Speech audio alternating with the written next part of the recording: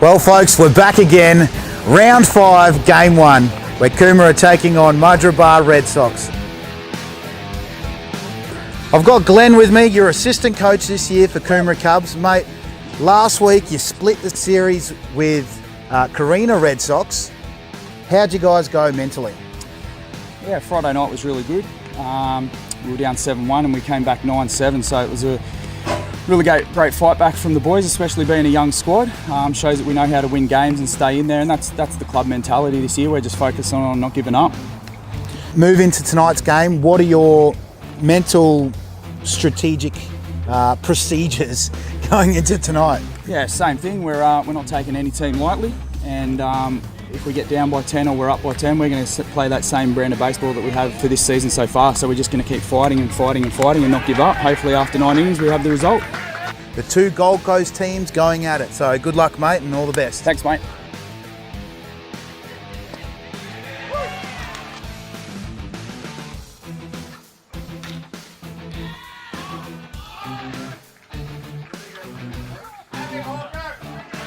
Welcome back to Cubs TV. We're here at round 5, game 1, where the Mudgeeraba Redsox took out the game 9-5 tonight against the Cubs, who had a late rally, but it wasn't enough against the Mudgeeraba Redsox strong offensive game. A rally in the 5th led the Red Sox to victory tonight with a 2-run home run by Scott Cronin and a double by Thomas to lead it off.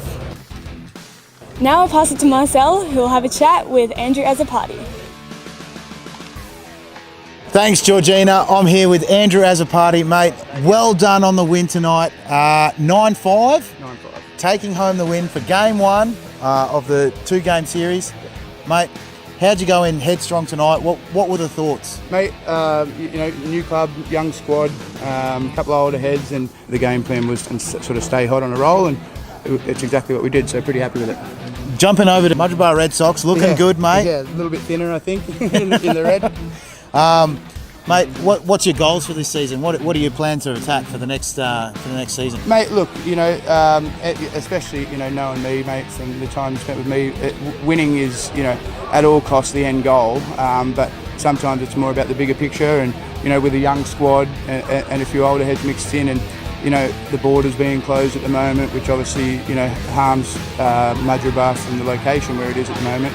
It's a little bit tougher, but again, it's just competing week in, week out, and getting these young guys prepared for the next few years in the future when they're going to be full-time, at this level, and, sort of taking the reins over from the older guys. So. Mate, congratulations again on the win tonight. Thanks, mate. You're either going to sweep it or you'll split it, so all the best, and we'll see you Sunday for game 2. Thanks, mate. Thank you. Take it easy. Righto, so now we'll go head over to Georgina. She's going to have a chat to Case Bunting and see what he has to say. Welcome, Case Bunting, to Cubs TV. So tonight, a bit of a tough loss, a late comeback in the game.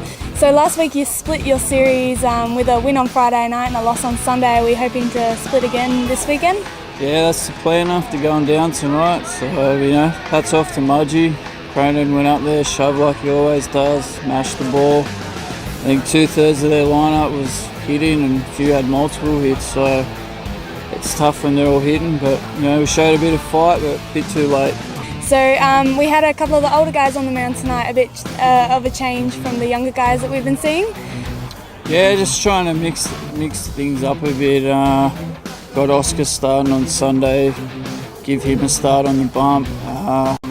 Sammy's second outing coming back, he's been a bit fatigued, you could say. So just slowly building, trying to get the boys mixing it up. Keep fighting, but it's a bit tough tonight. Yeah, well, a good comeback in the end there, a little bit too late, but good luck on Sunday. Thank you.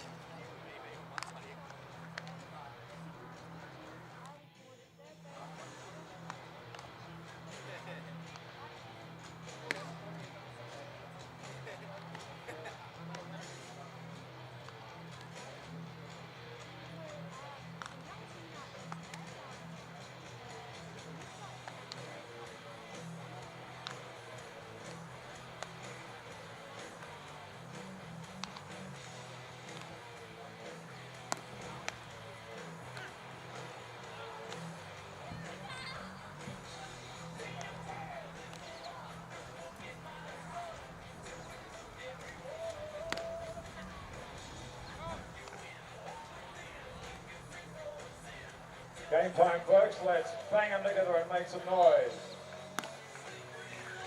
Welcome back to Cubs TV. We're here for Game 2 of Round 5, where the Cubs are on the field at the moment. And the starting lineup you see on the screens, I won't have time to read it out for you as we are starting in the next couple seconds. But Oscar Hyde's starting on the mound for the Cubs today, and let's play some baseball.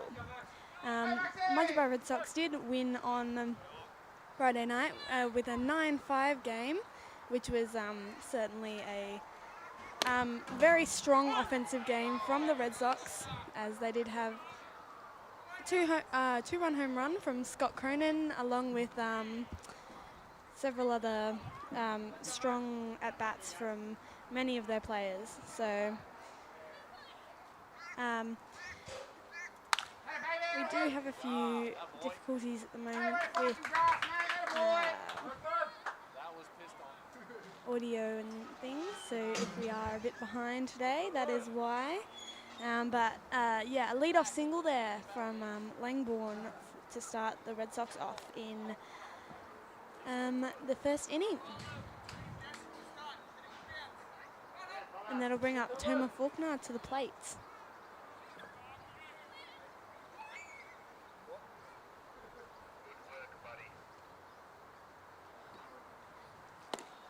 And down low for ball one.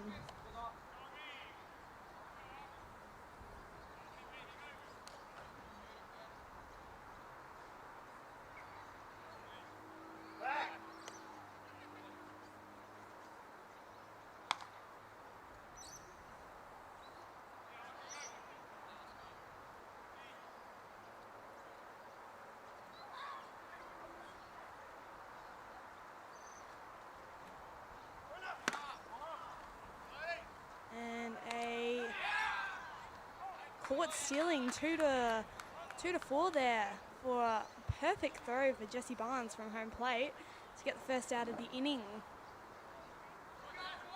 I think that's the first caught stealing of this series.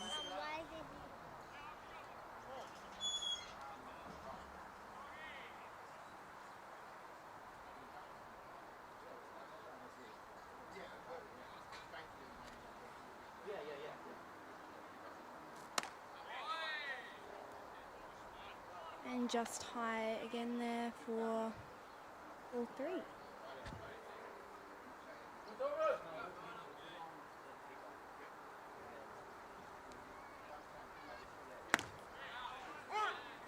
And called strike one.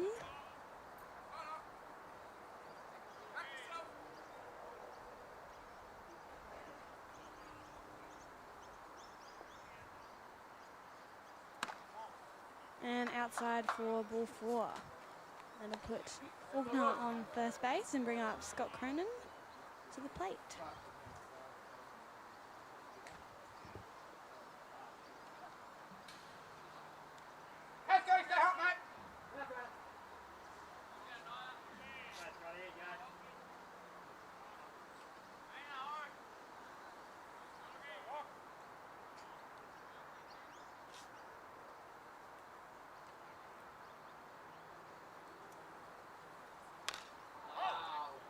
Foul that one off for strike one.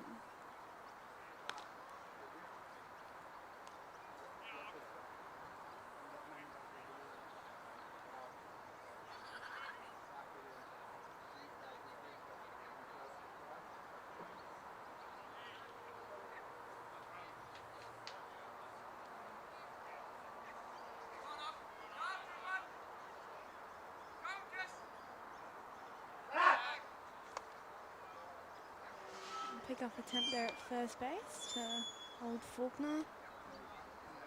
Keeping him honest.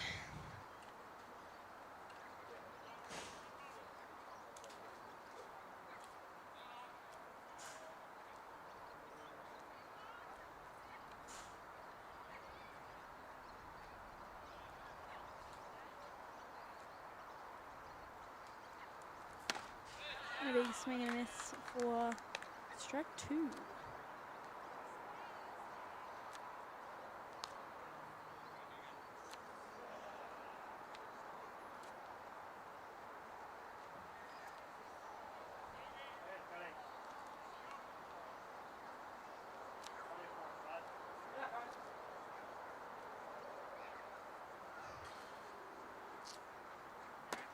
And down in the dirt for 1.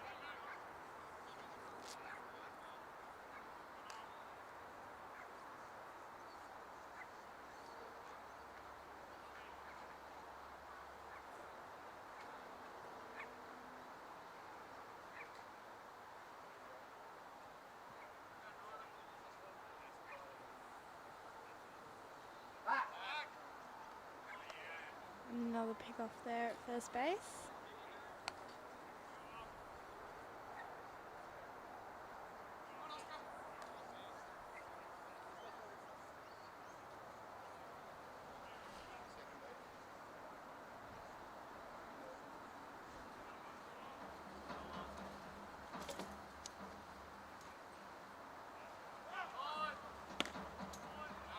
And a big swing and a miss to strike him out for the second out.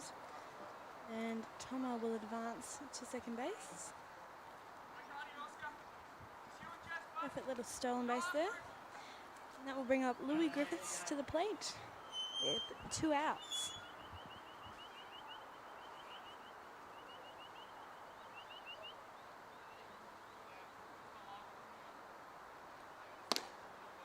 Be down low inside for ball 1.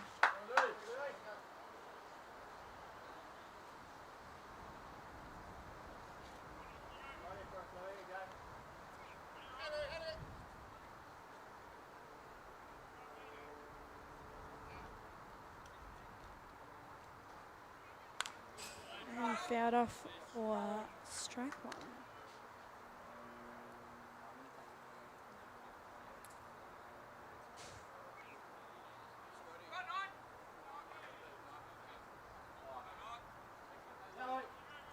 But I got a big crowd down here today at the Cubs, so if you're in the area and you want to come down and have a watch, certainly a great atmosphere already in this game. And after the last game where the Cubs took the game out 9-1, I believe, in B grade, I think everyone's on a pretty high note after that, so that'll be a big swing and a miss for strike 2.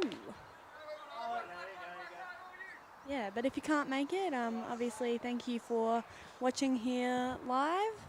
We appreciate all the support, and please subscribe to our channel. We have plenty of content, new and exciting stuff on the way as well. So, and that'll be a big swing and a miss on a high pitch for the 3rd out of the innings, take us to the to the bottom of the 1st, sorry. So we'll be right back after this short break.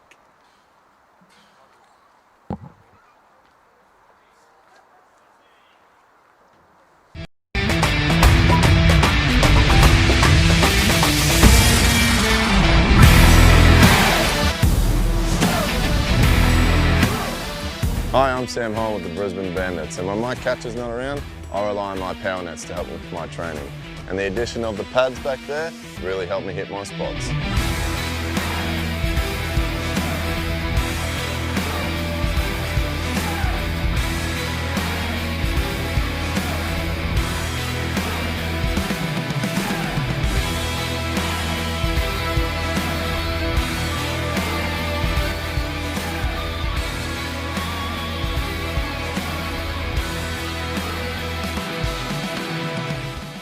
And remember, when you're training, only use power net.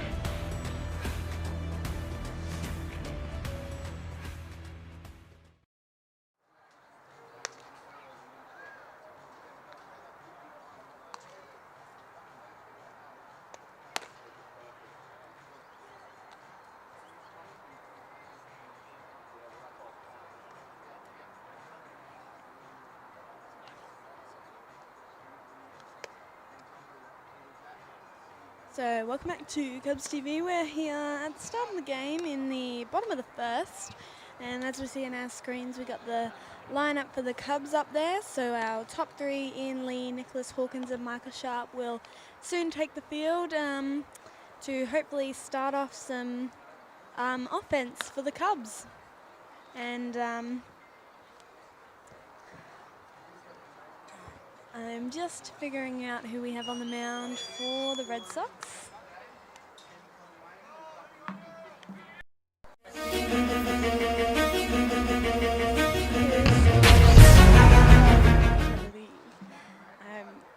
I'm extremely sorry if I pronounced that wrong.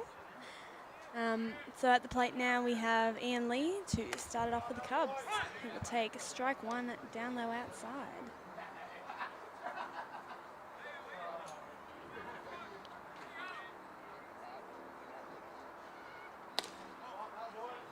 And that one will be ball one, just missing in that spot.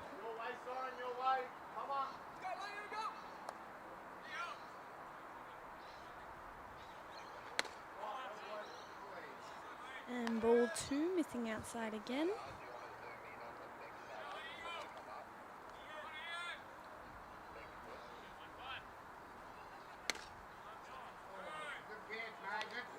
And ball three.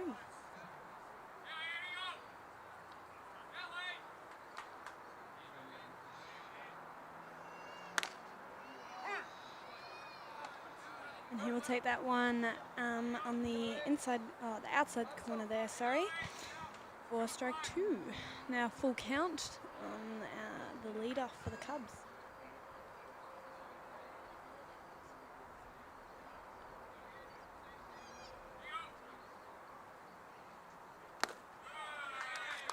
And he will take that one as ball four to put a runner on first.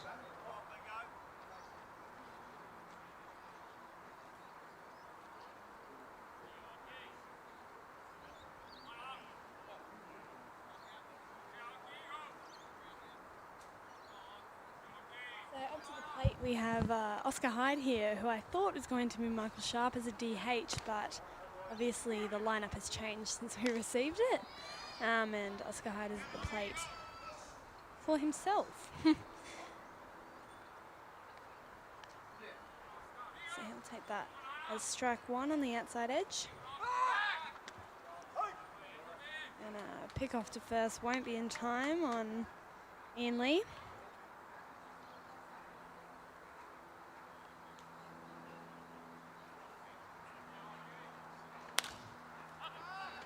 And he'll foul that one off just over the fence, out of reach of Saren Branch there at third base.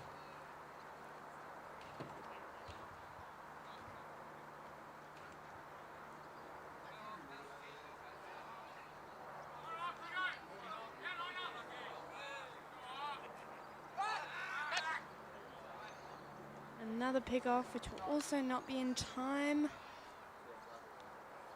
Lots of pickoffs today, keeping them very honest there at first base already.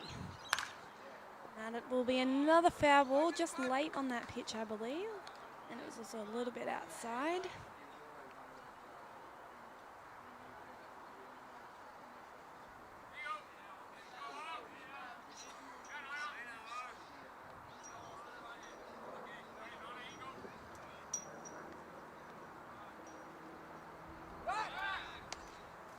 Another pick off.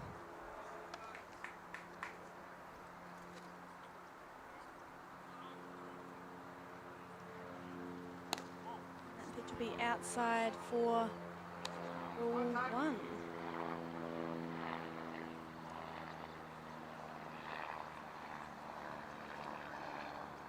Oh, sorry, he called that. And that one will be grounded up to first base and will be fumbled by Griffiths at first to give Oscar Hyde one base. So not a single, but give the Cubs runners now on 1 and 2 with none out. And we'll bring Nicholas Hawkins up to the plate.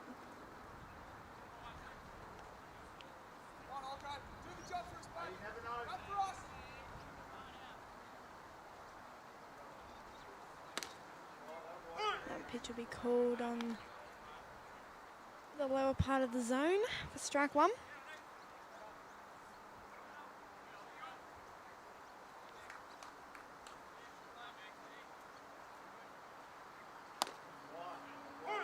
And Called again down low for strike 2.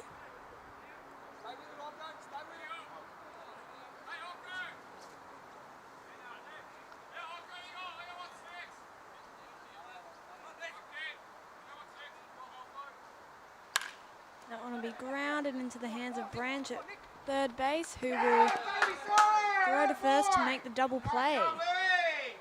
Great play by young Soren Branch there at third base to get the first 2 outs in the inning.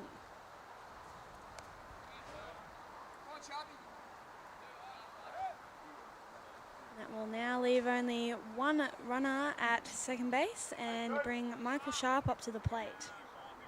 So as you can see, since we put the lineup up there, a few players have shifted around, but of course these things do happen, and obviously what's best for the team today.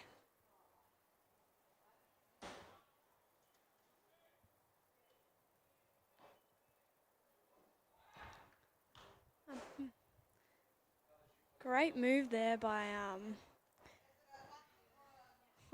Kawamura on the mound. Another pickoff. I think we've had about 5 pickoffs already from Kawamura.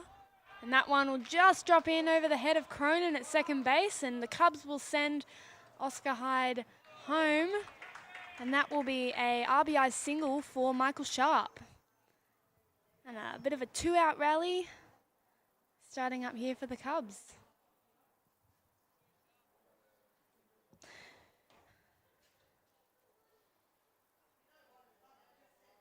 Something I have noticed from the Cubs is that they're very fond of 2-out rallies. Like to keep teams on their toes.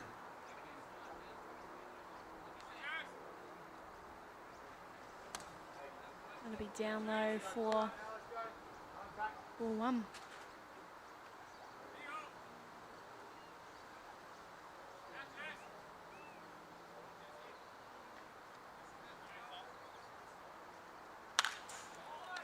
And that line drive will just be dropped at shortstop, but a great stretch by Louis Griffiths at first base will get the 3rd out of the inning. Great inning there by Griffiths at first base, and that will take us to the top of the 2nd. So a leadoff RBI there by Michael Sharp will put the Cubs ahead by 1 run, and we'll be back after this short break.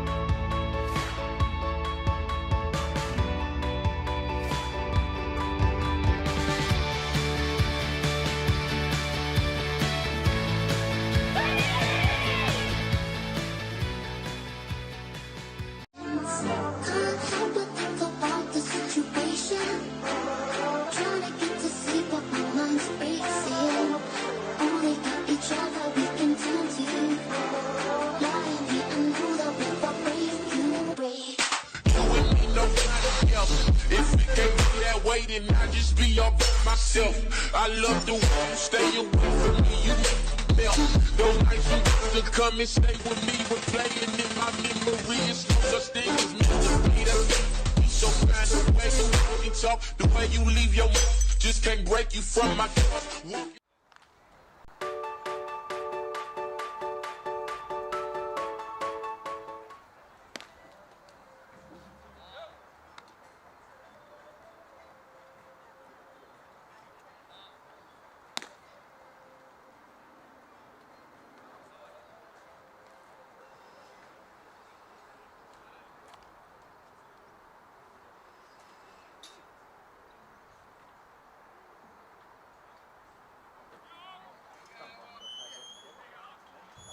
Welcome back to the top of the 2nd, where the Cubs lead the ball game at the moment 1-0.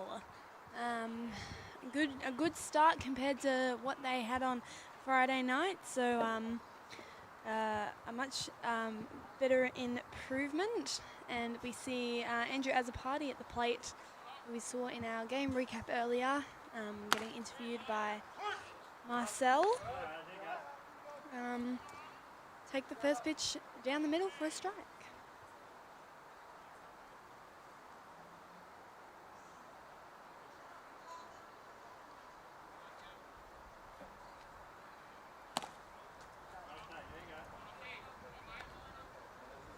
Be ball one.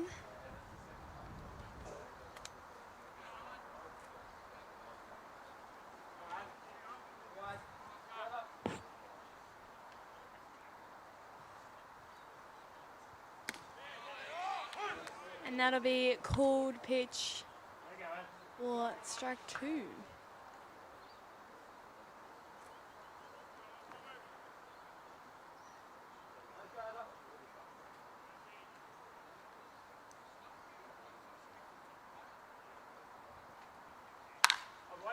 That'll be lined through the gap in the middle for a stand-up single for Andrew Azzopardi.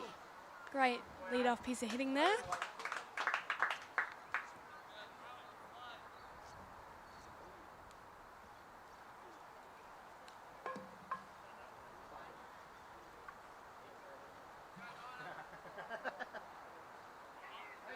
I'll make as many as 7 from here. I'll make none out there. Tiger, there you go.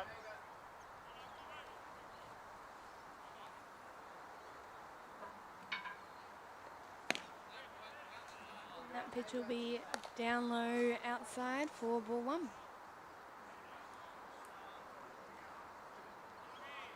Big shout out to our umpires out there today. They always do a great job for us, and we're always very grateful to have them here, because we wouldn't have a game of baseball without them. So, and our scorers that are hidden away up in the scorers box as well. All our volunteers do such a great job, and we're all very thankful for them to be able to be here so that we can play baseball. That'll be called strike one on the outside corner.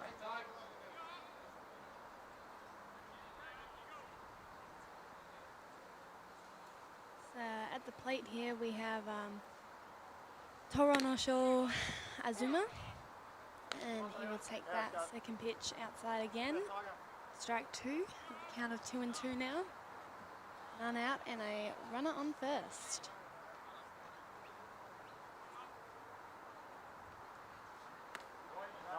Which will be inside and low for ball three.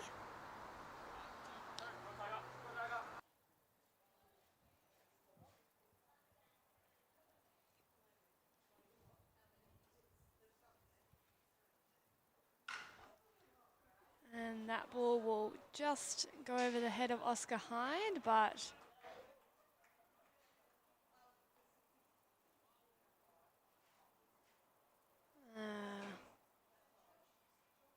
sorry, I can't see quite now whether he was out at first base or not.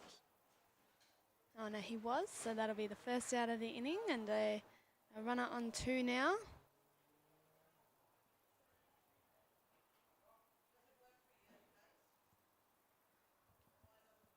And that'll bring up Soren Brunch to the plate.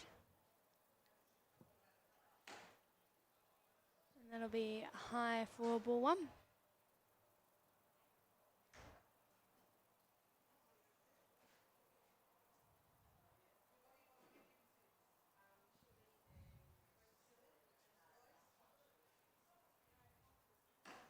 And a big swing and a miss for a count of 1-1.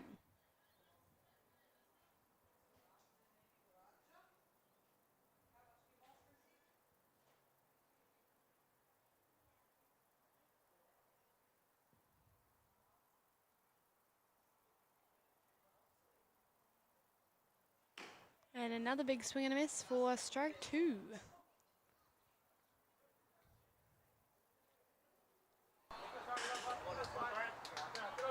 Some heat coming off the mound from Oscar Hyde there. Only just 16 years of age.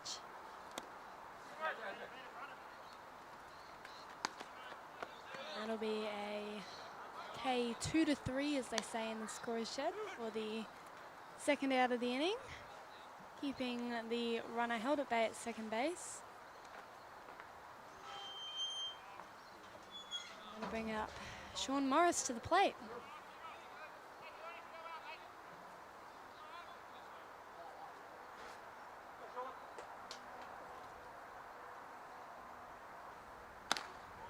That pitch will be high for ball one.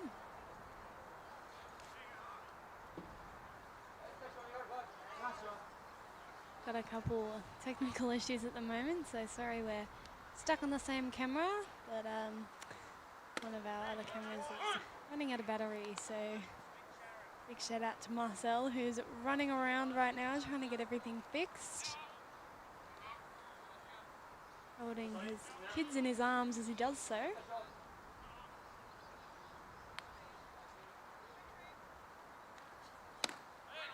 And a big swing and a miss for strike 2.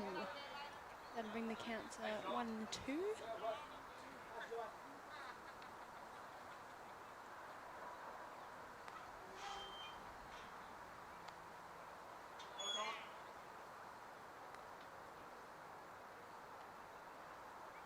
That pitch will be high to bring the count to 2-2.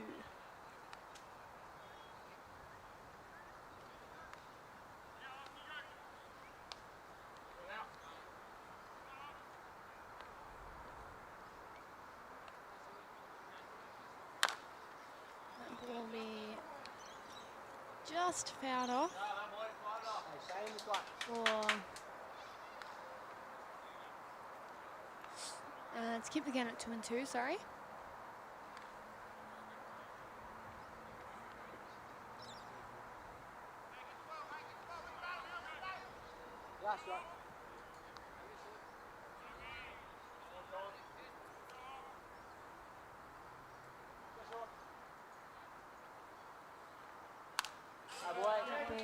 Fouled off again to keep the count at 2-2.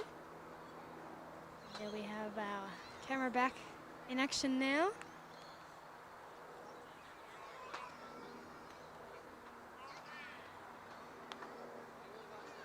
Yeah, sure.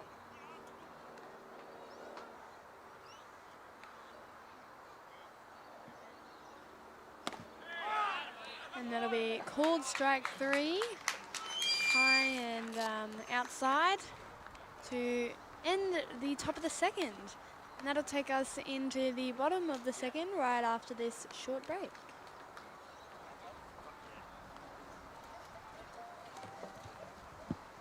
When we're born, we're more alike than we are different. Then somewhere along the way, we start to believe the more distant we are from each other, the more different we are. It's only when we venture into the world that we see all we share. Maybe that's the power of flight. Delta isn't flying just to bring us together, but to show we were never that far apart. We need to start moving again, Australia. Moving as though our lives depend on it. Every one of us needs to target at least 30 minutes of heart rate raising physical activity a day. Because if we don't move it, we'll lose it. Search for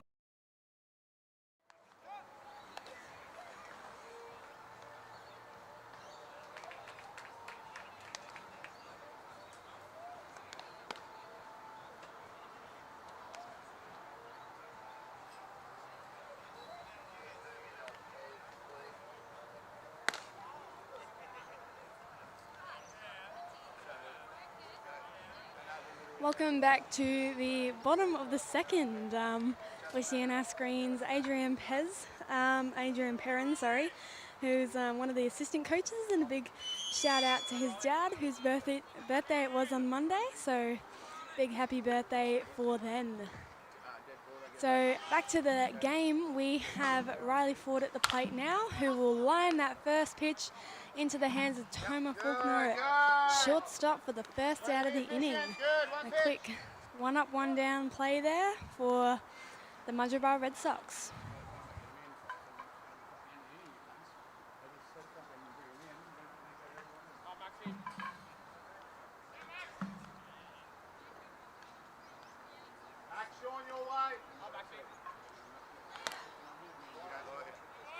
Be down low for ball one.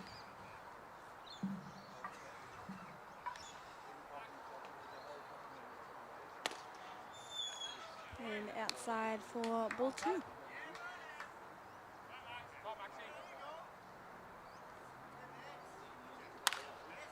And that ball will be just in the gap between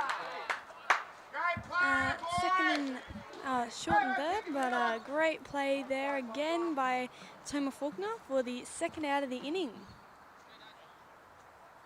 Nice quick thinking there. I think he called off Branch at third base for that play, so good teamwork there out on the field. A great chemistry between those two shortstop and third baseman.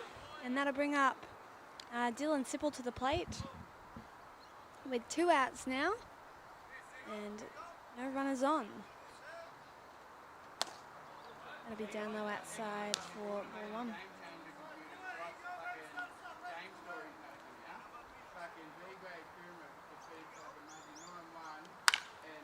That ball will be grounded through the gap between second and first for a stand-up single.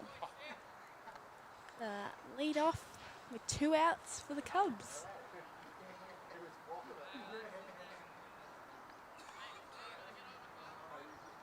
That'll bring up Zachary Calicetto to the plate.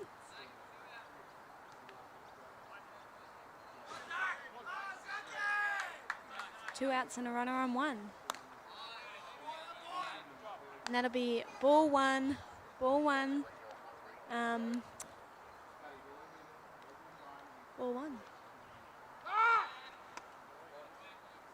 Another pick off there at first base.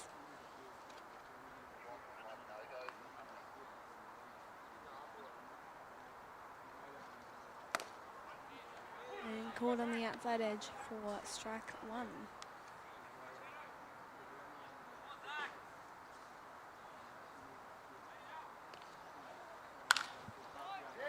And that'll be flied out and into the hands of Sean Morris in left field for the third out of the inning. And that'll end the bottom of the second and take us into the third right after this short break. Great job. Great job. No, stay out here for a second. Hey guys, we're not moving the ball.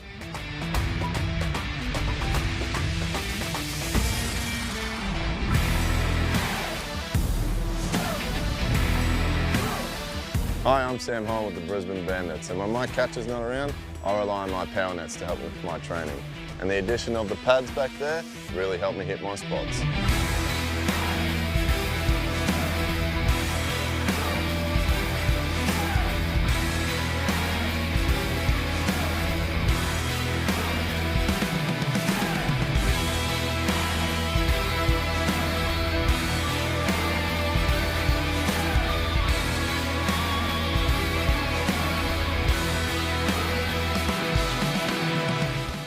And remember, when you're training, only use power net.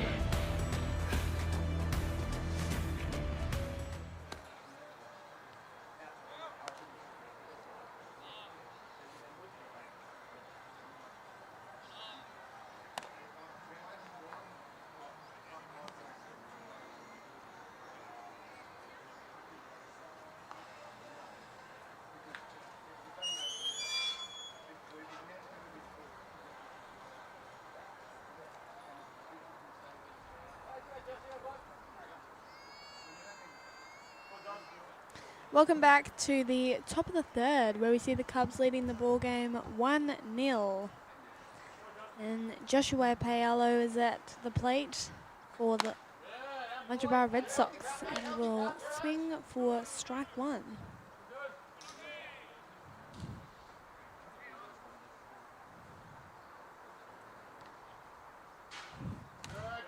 It'll be ball one up high.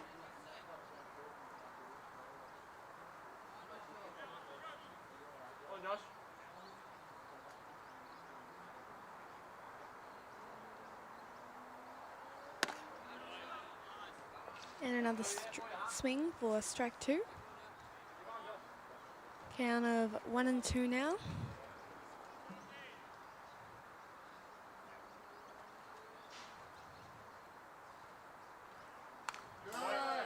Foul that one off to stay in the count. Come on, Josh, come now.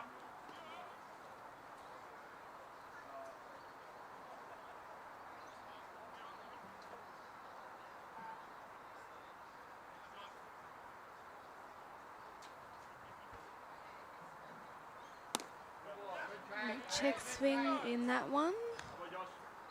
Well, keep him alive.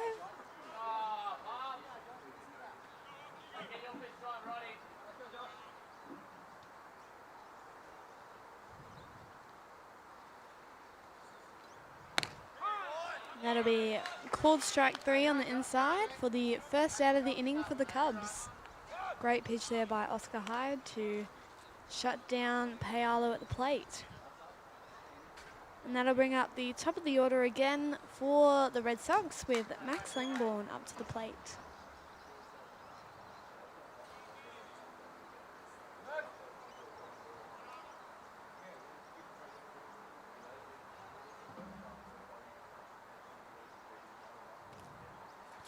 That ball will bounce very high away for ball 1.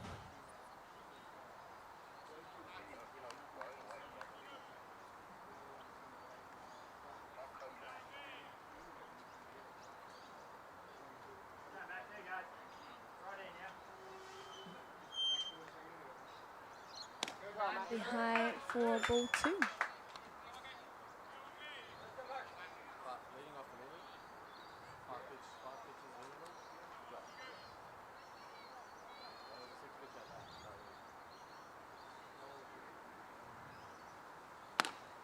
And a big swing and a miss for strike 1.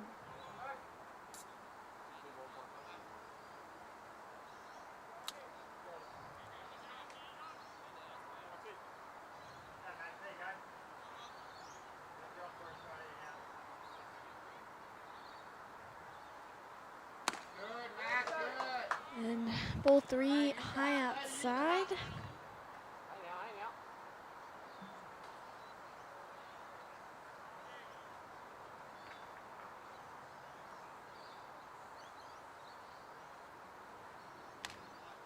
That ball will be high for ball 4. To put a runner on first and bring up Thomas Faulkner to the plate.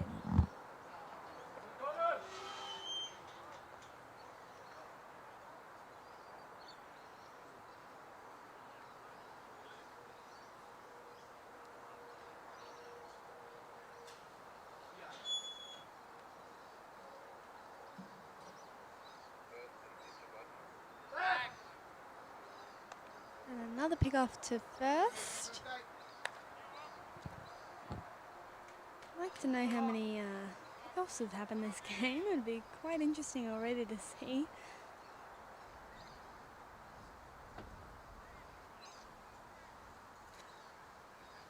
A big swing and a miss for strike 1.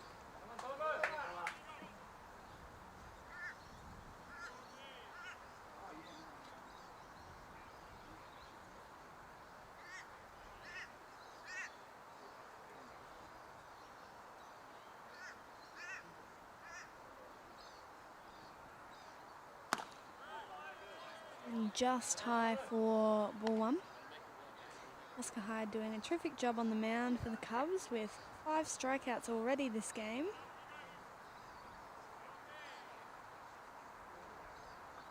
Only 2 hits and 2 innings and 1 out pitch so far. That'll be just high again for ball 2.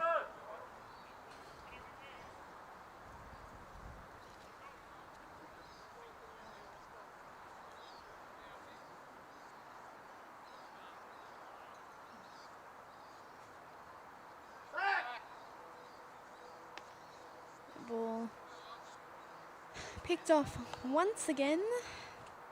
I don't think there's anywhere I can find attempted pickoffs, but yeah, most certainly a lot of attempted pickoffs this game.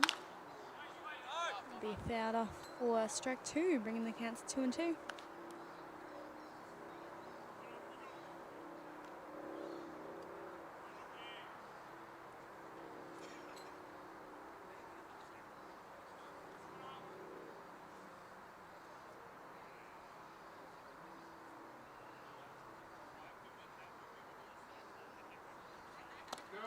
And in the dirt for ball 3, bringing it to full count.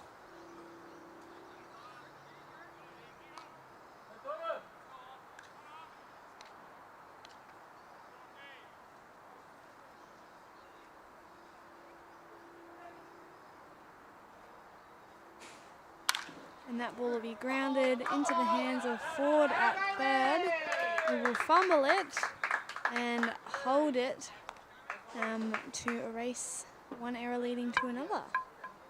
So a lucky piece of hitting there by Faulkner to move the run around and put himself on first base with only one out, and bringing up the star of the offensive team for the Red Sox from Friday night to the plate.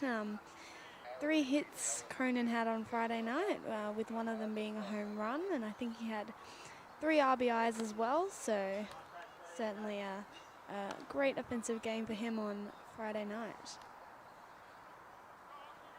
Zach, where'd you put the guards in the gloves? Yeah, like from the last dig. Gave him the siren.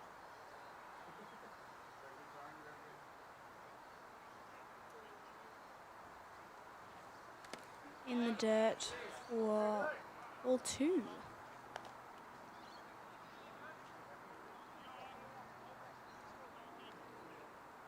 Count of 2-0 now. 1 out, and runners on 1 and 2.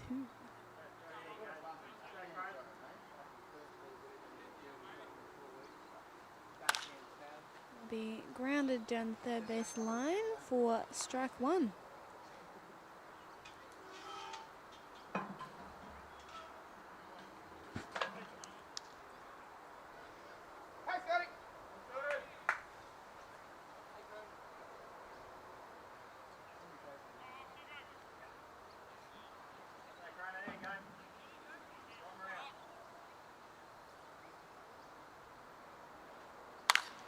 That ball will be flied up into centre field in the sun for Nicholas Hawkins, but he will secure the catch for the Cubs for the second out of the inning and hold the runners at bay. So, good piece of hitting there, but unfortunately could not find the gap for Cronin. And 2 outs now for the Cubs. And that'll bring up Louis Griffiths to the plate. Runners on 1 and 2 still, and 2 outs.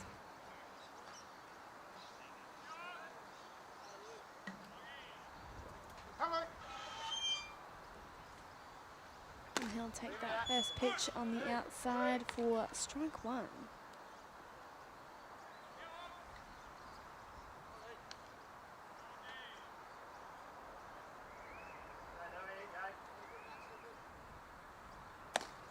Ball behind to bring the count to 1 and 1.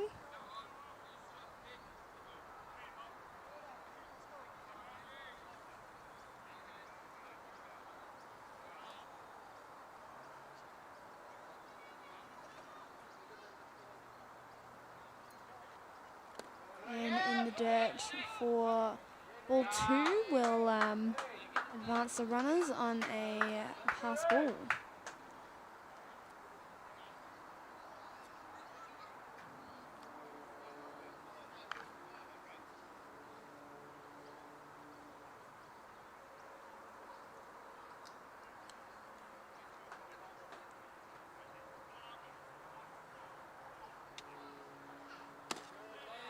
That pitch will be down the middle to bring the counts 2 and 2.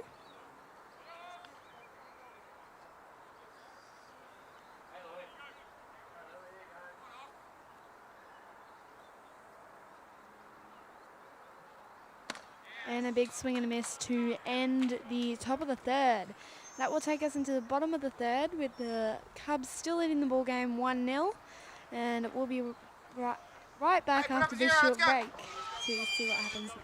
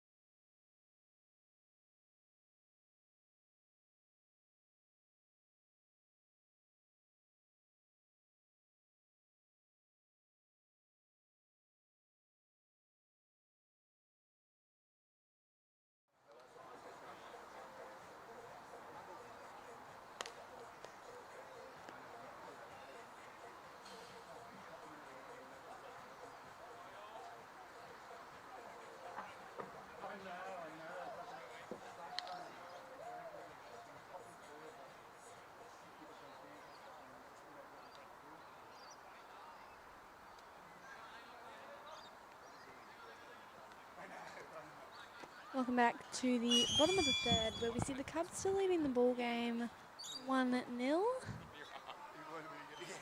no, that's right. The downpour let you go down to the sleep. And the top of the lineup for the Cubs is up to the plate with Ian Lee taking that ball down the middle for strike one.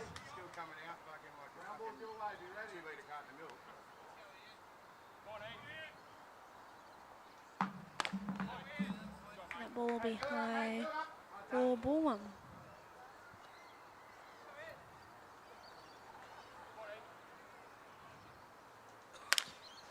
That ball will be just off the end of the bat for a stand-up single to lead off the bottom of the third.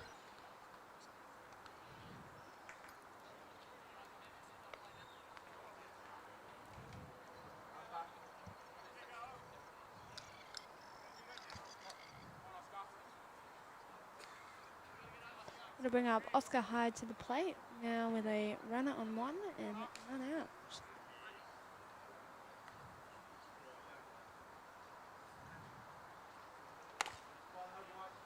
I'll take that pitch down the middle for strike one.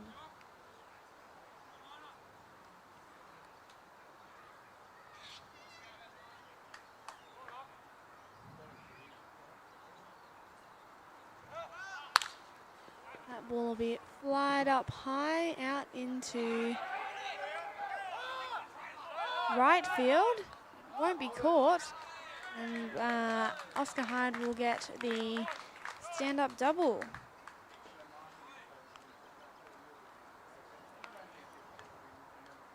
Couldn't quite see what happened there. I believe might have been caught in the sun there for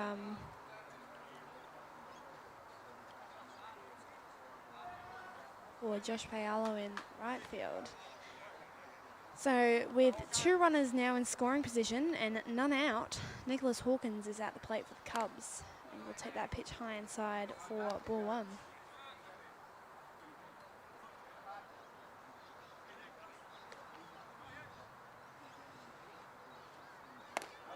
A big swing and a miss for strike one, bringing the count to 1-1.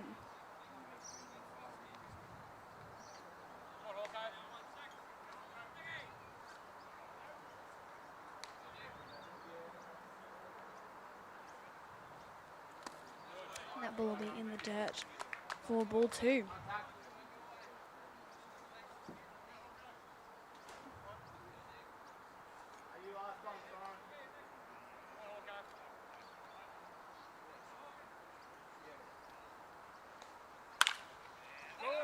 And that'll be flied out into right field and will drop in for a double RBI. And Hawkins will take third to give him a double RBI triple to score another 2 runs for the Cubs. Wow, terrific piece of hitting there. That'll stack some more runs on the board for the Cubs.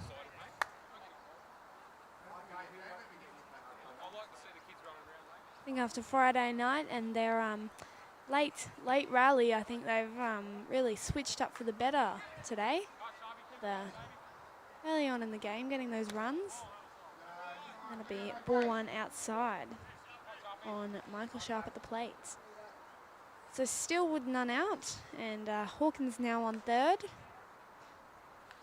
Still a great chance here for the Cubs to score some more runs.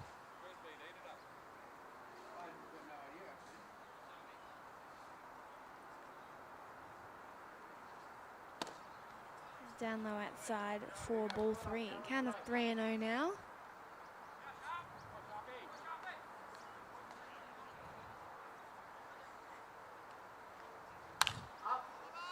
That ball will be flied up and drop into the hands of Griffiths at first base for the first out of the inning. So interesting at bat there. It's a very debatable topic. I think a 3-0 count, you'll come across coaches who have many different opinions on a 3-0 count. So not really quite sure what Casey Bunting, the coach of the Cubs, has told the Cubs to do on that, but Jesse Barnes at the plate now will foul that one off for strike 1. Yeah, but on a 3-0 count, I personally have had coaches that have told me no swinging whatsoever, ones that have told me to have a go if it's there, and ones that have told me to lay down a bunt. So you get many different opinions on that, and I think I'm not quite sure what Casey would have wanted Michael Sharp to do there, but did pop that one up, so a bit unlucky. That'll be down low outside for ball 2. Come on, Carl, you're up, mate, you're up. Hey, body language now, body language.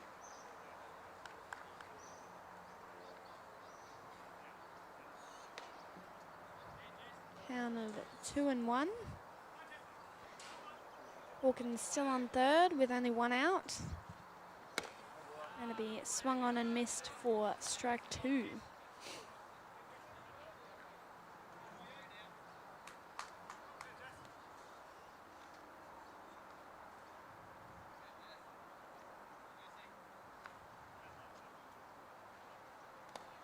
It'll be down in the dirt to bring it to full count.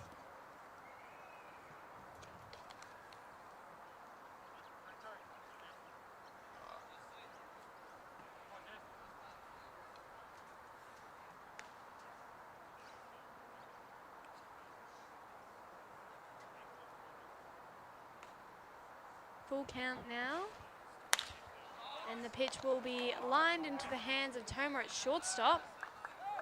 Great job again there by him to get the out.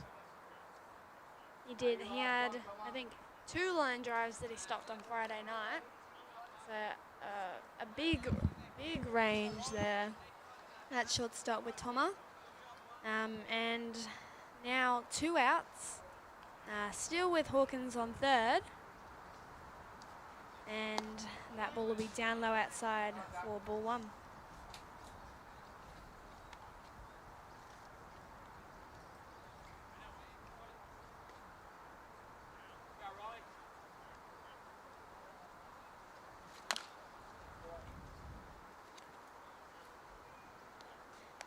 So Riley Ford at the plate now will foul that one off for strike 1.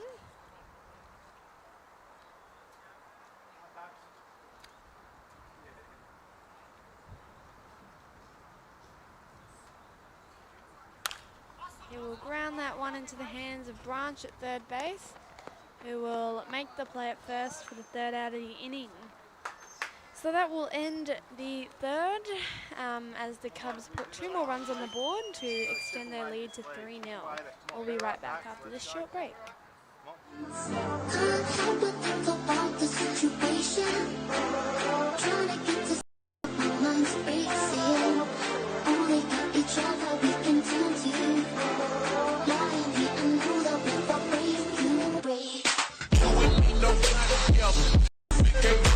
Then I just be all by myself. I love the way you stay away from me. You melt. Those nights you used to come and stay with me, were playing in my memory. It's no such thing as memory. That's so kind of way you talk, the way you leave your mouth, just can't break you from my thoughts.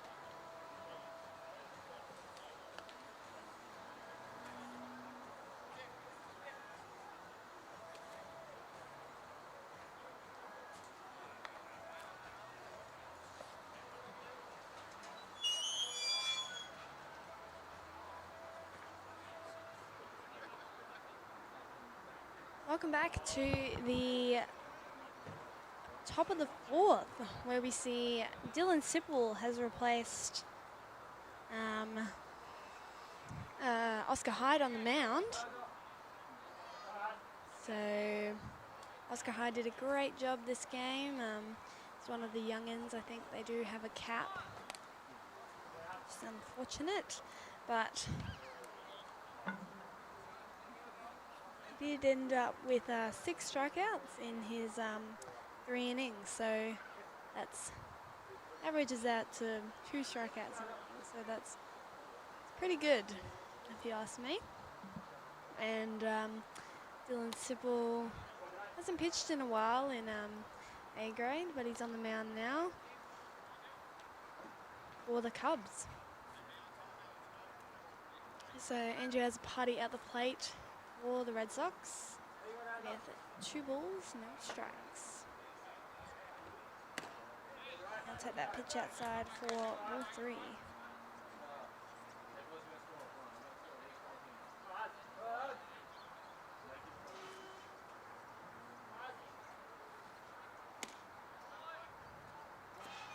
And he'll take that pitch again for ball 4.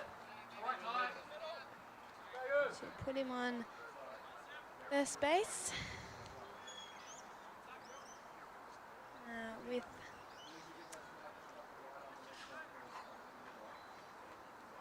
none out. So Oscar Hyde, as you see, is now at first base, and Michael Sharp has moved around to second. I think that was a 4 to 1, 1 to 3, 3 to 4 scorers terms, the position changes. A zoomer at the plate now with 1 strike. Balls.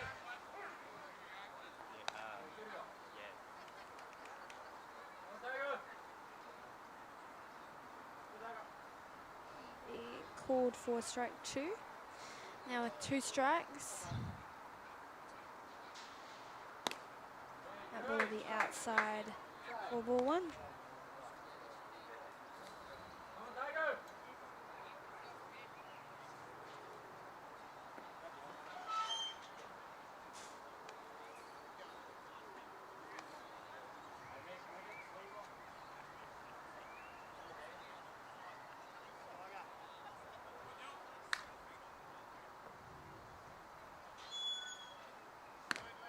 Going to be high outside for ball 2.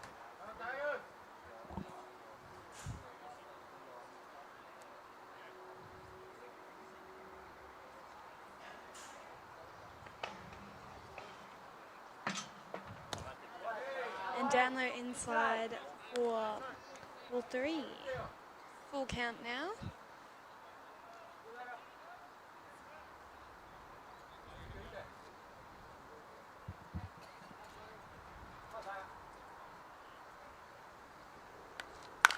That'll be grounded into the hands of Hyde at first base, who will make the play at second for a beautifully played out double play.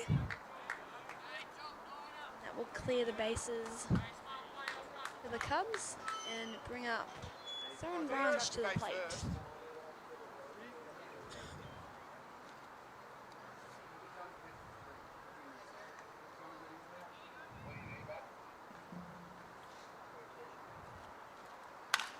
That ball will be flied out, and a great catch by Kelly Cheto to end the top of the 4th, and we'll be right back in the bottom.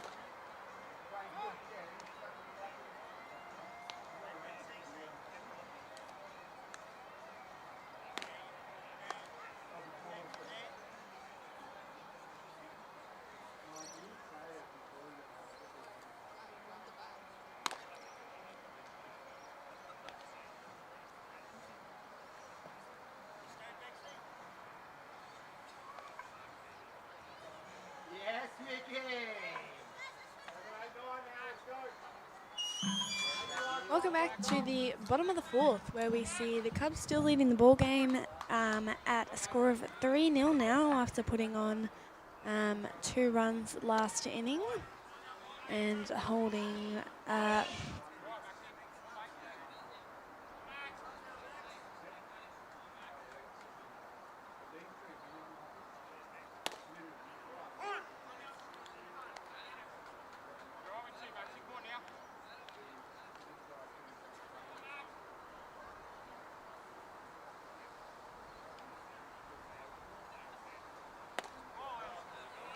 take that pitch just outside for ball 2.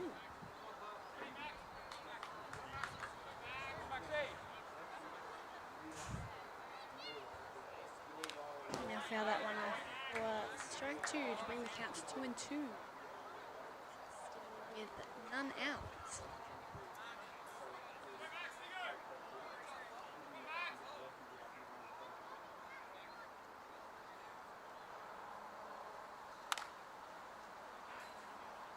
That'll be fouled off to keep the count at 2-2. Hey,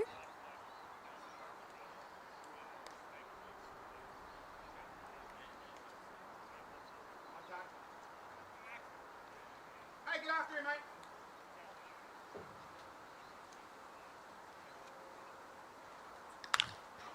And that ball will be caught late and fly out into the hands of Payalo in right field for the first out of the inning.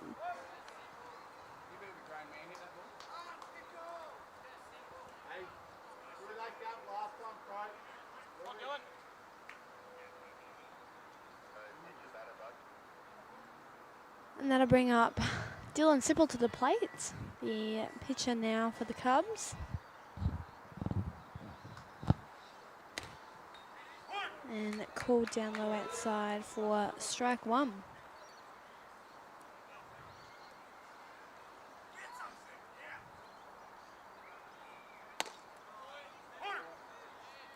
And called again for strike two.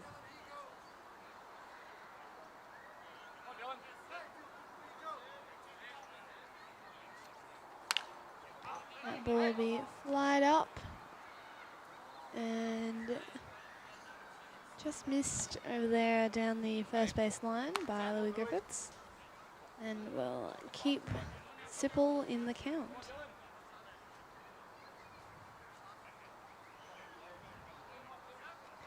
Count of 0-2. And he will ground that one up the middle and will just come out of the glove of Toma, who came all the way across from shortstop. I believe that won't be an error on Toma because of how far across he came, but took that one to the jaw, so hope he's okay out there. Would have been a great play if he made that one.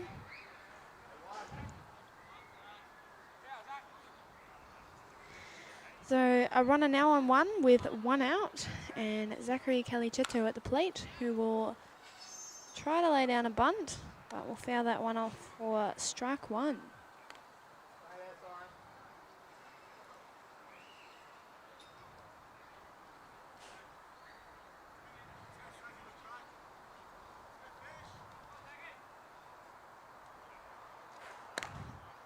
And will be outside, bring the count to 1-1.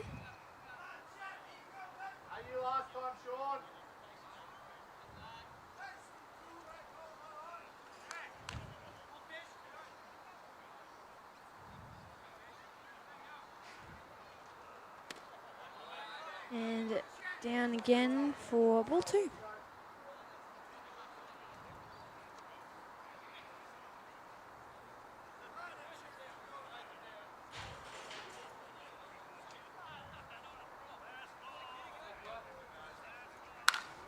And grounded and will come off the glove of Cronin at second base and go all the way onto right field, which will give Sipple the chance to advance to third.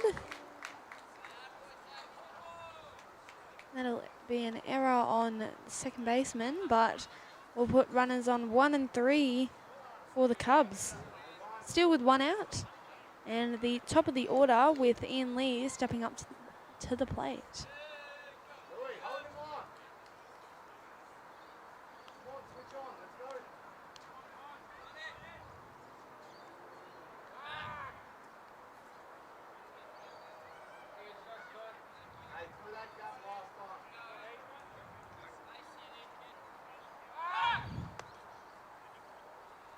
And pick off there at first base. Again, another one.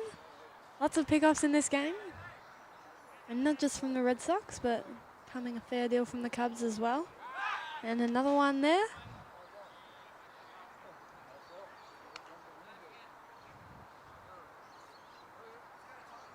Don't think I'd be going anywhere anytime soon with all these pickoffs.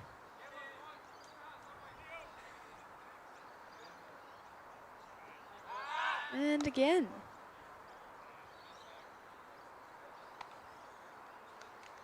Especially risky when you have a runner on third.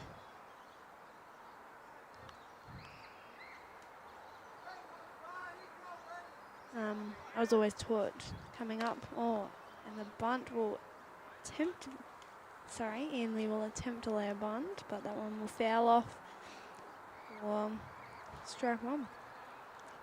So like I was saying when I When I was younger, we were often encouraged not to pick off when there was a runner on third, but I suppose at these higher levels, we've got players that are much more competitive, and especially the players on third. Oh, that ball will get through the gap at second base, and Kelly Cheto will advance to third, and Dylan Sipple will score.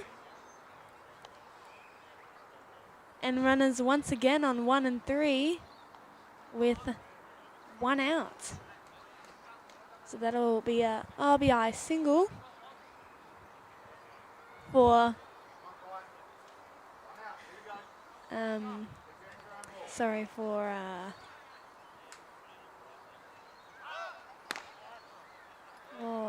Ian Lee will steal that base there. Great jump on that. 2 runners now in scoring position,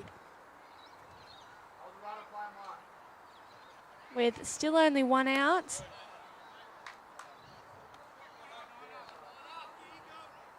And Oscar Hyde at the plate.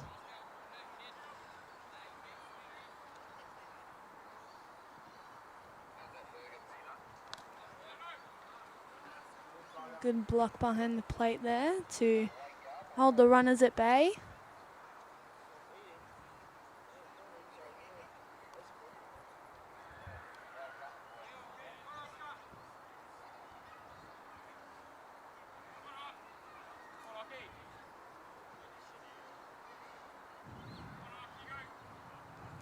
Three and 0 count now.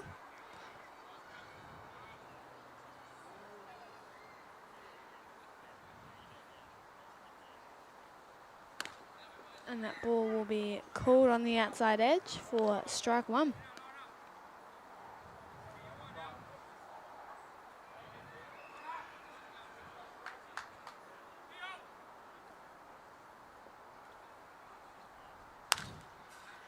That ball will be flied up into right field. The runners will tag and go. And Kelly Cheto will score on that. And that'll be a sack fly on for Oscar Hyde.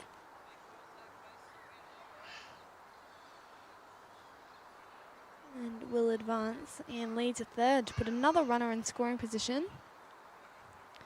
No room for another sack fly here, but certainly with a speedy leadoff runner like Ian Lee, there's definitely some room for any other sort of hit that Hawkins could put in play here. And he'll take that first pitch down the middle for strike 1.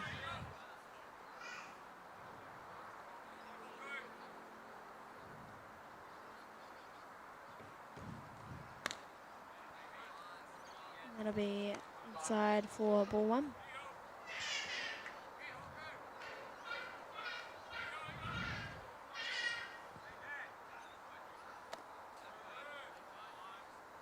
And that ball will be called down the middle for strike 2.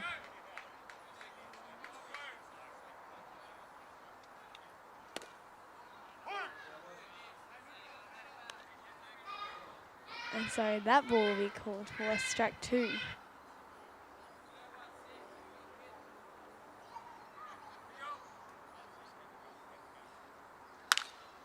That ball will be lined into right field to score Ian Lee, and Hawkins will hold up at first for a stand-up single to score another run for the Cubs. The Cubs doing a great job here to really score those runners. Not leaving any on base here at the moment, which is really good.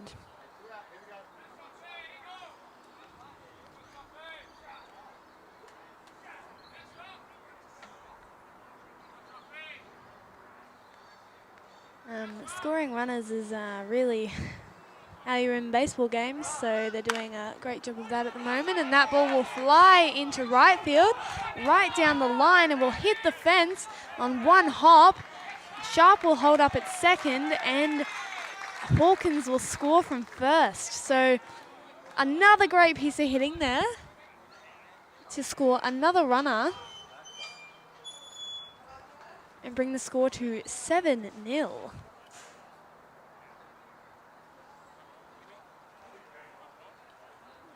Looks like Jared Long, the coach of the Red Sox, will come out to have a chat with Kawamura, if my pronunciation is good. There's nothing you can really do to prevent runs like this, especially when the Cubs are just hitting the gaps.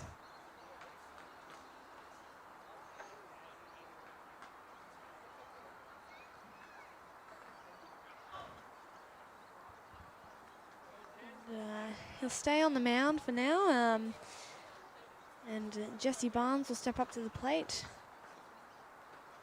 for the Cubs.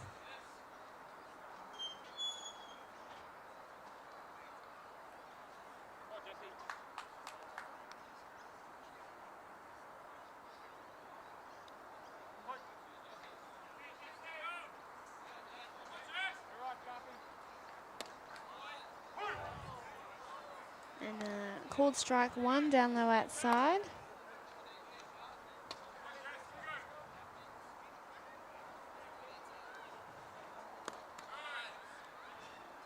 Down low for ball one.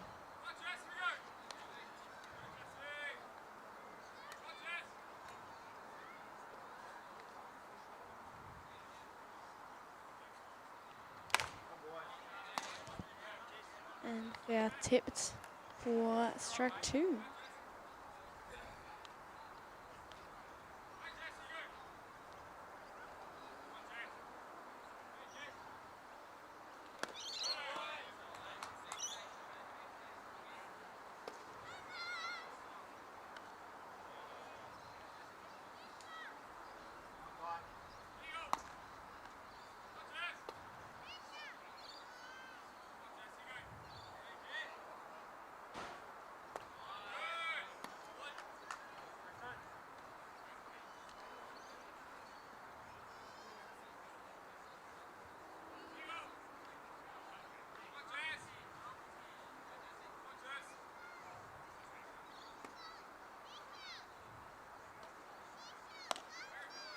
Ball will be high for ball four, which will put Barnes on first base with 2 outs and bring up Riley Ford to the plate.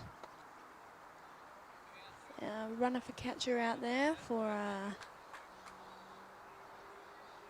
Barnes as he will return to the dugout.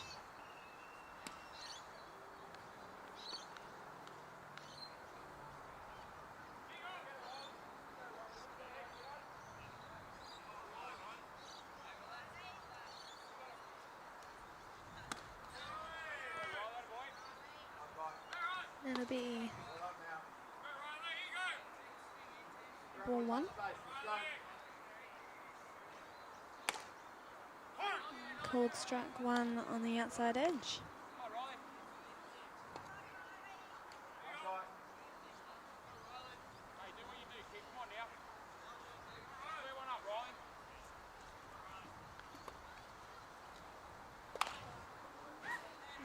Fouled off towards the Cubs dugout there for strike two.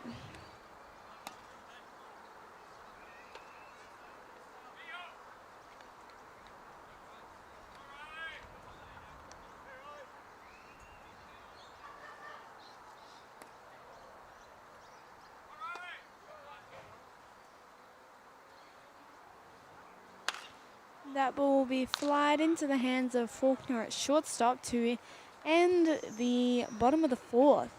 So once again, Tom doing a great job there at shortstop for the defensive side of the Red Sox. We'll be right back after this short break. When we're born, we're more alike than we are different. Then somewhere along the way, we start to believe the more distant we are from each other, the more different we are. It's only when we venture into the world that we see all we share. Maybe that's the power of flight. Delta isn't flying just to bring us together, but to show we were never that far apart. We need to start moving again, Australia. Moving as though our lives depend on it. Every one of us needs to target at least 30 minutes of heart rate raising physical activity a day. Because if we don't move it, we'll lose it. Search for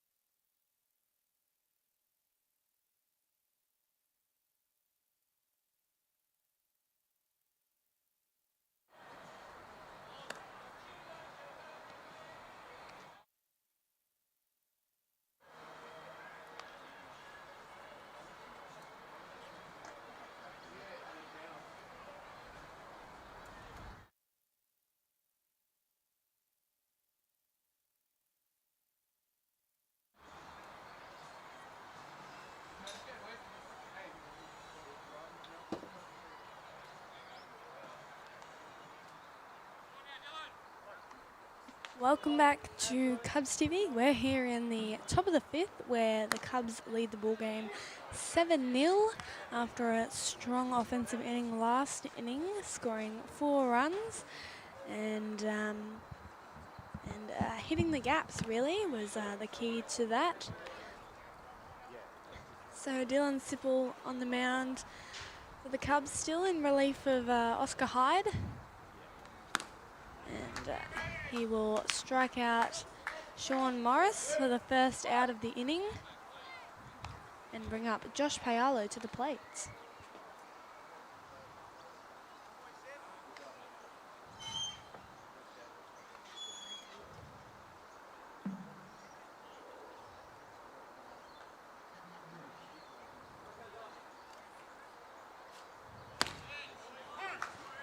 That will be called for strike one.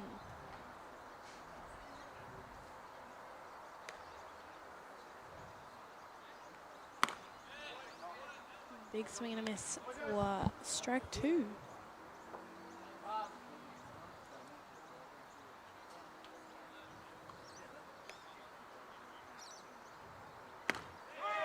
And a called strike three to sit down Payalo for 2 up, 2 down.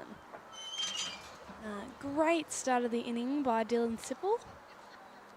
After a bit of a slow start last inning, that was 2 great at-bats for him. Great job pitching to 2 batters. And that'll bring up the top of the lineup for the Red Sox with Max Langborn, who will take strike one outside.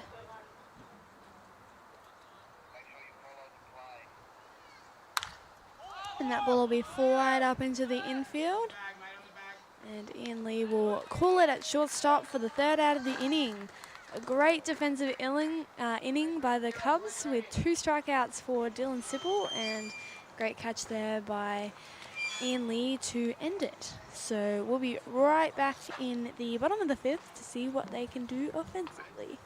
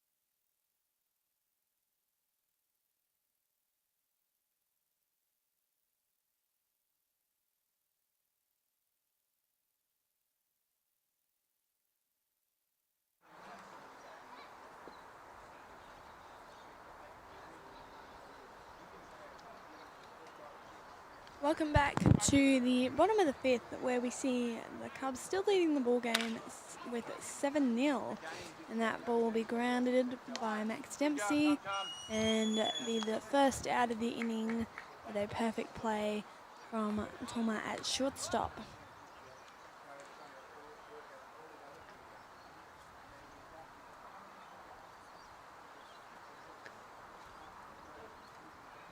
That'll bring up Dylan Sipple, the relief pitcher for the Cubs, to the plate with 1 out. I'll take that first pitch for strike 1.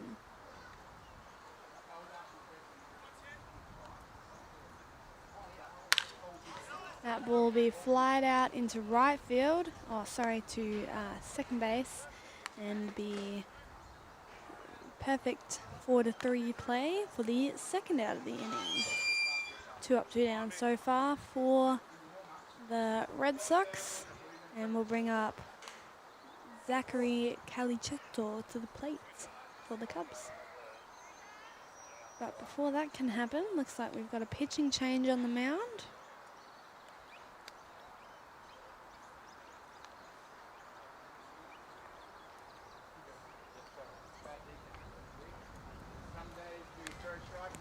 Whose name I will find in a second.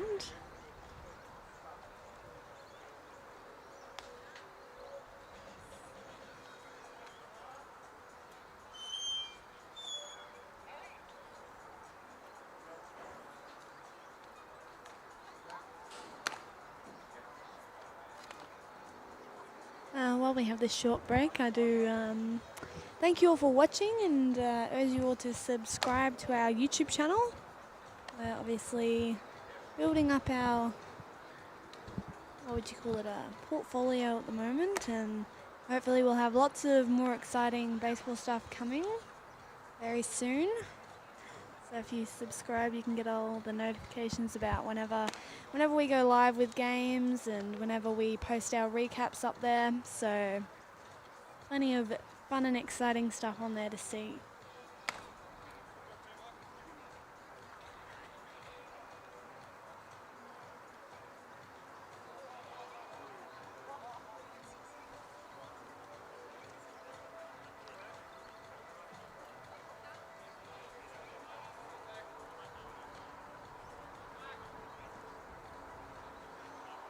Now on the mound, I do believe we have Michael Meyer, however you pronounce that, who's come on to replace Kawamura. And Zachary Calicetto at the plate for the Cubs. We'll take that first pitch down the middle for strike 1.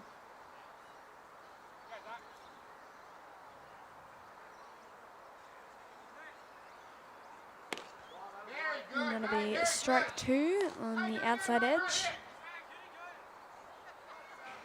Now with a count of 0-2 and 2 outs. No runners on, and that ball will be in the dirt for ball 1.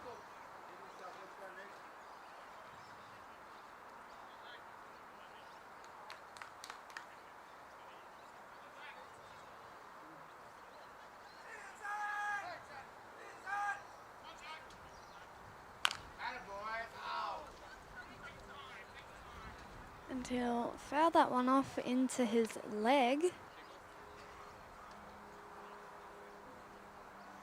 That has to hurt a lot.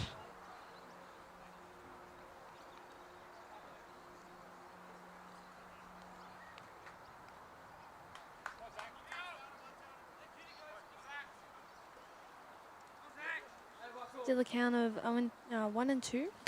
And he'll swing and miss on that one for strike 3 to end the bottom of the 5th with a quick 3 up, 3 down inning for the Red Sox in retaliation to the 3 up, 3 down inning for Cubs.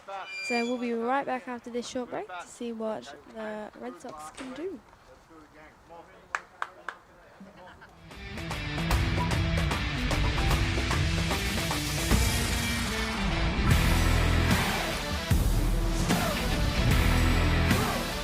Hi, I'm Sam Hall with the Brisbane Bandits, and when my catcher's not around, I rely on my power nets to help with my training. And the addition of the pads back there really helped me hit my spots.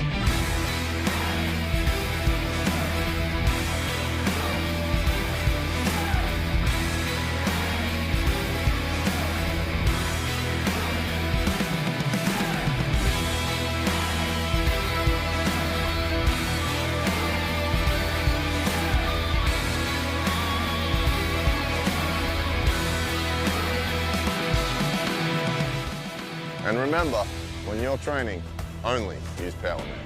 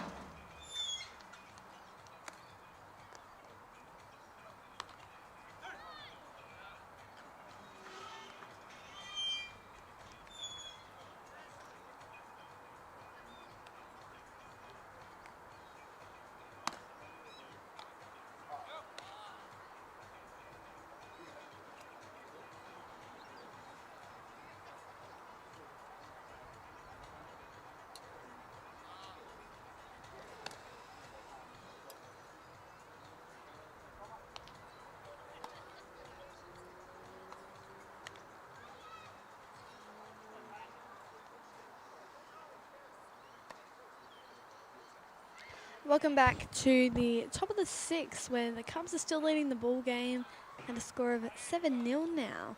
So Patrick Day has come onto the mound in relief of Dylan Sipple, who was on for 2 innings and did a fantastic job with holding the Red Sox at bay. So he'll get that first strike down the middle to start off his game on the mound.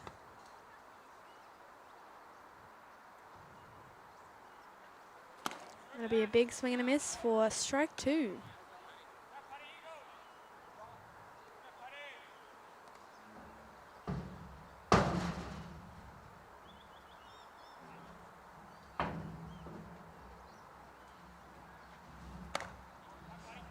Just high for ball 1.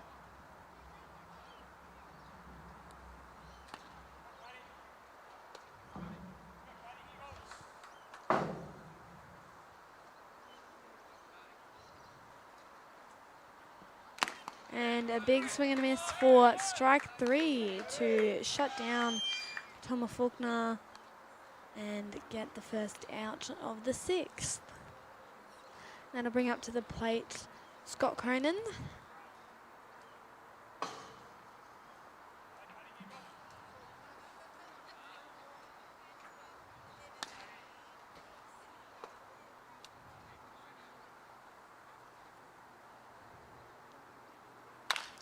He will ground that one down the third base line to Riley Ford, who will make the play.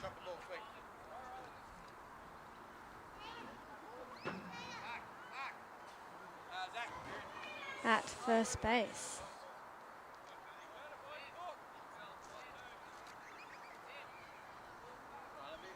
So a little bit of confusion there. I'm not sure what quite went on.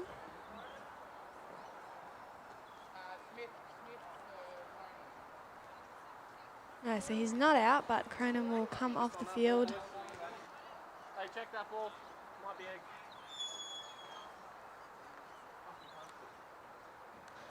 So he obviously wasn't out. I think Dylan Sipple might have dropped the ball at first, but Zach Smith has come into the game as a pinch runner, I think, for Scott Cronin. So he'll be in the game now for him. And Louis Griffiths is now at the plate with 1 out. That ball will be flied up down the right field line and go foul for strike 1.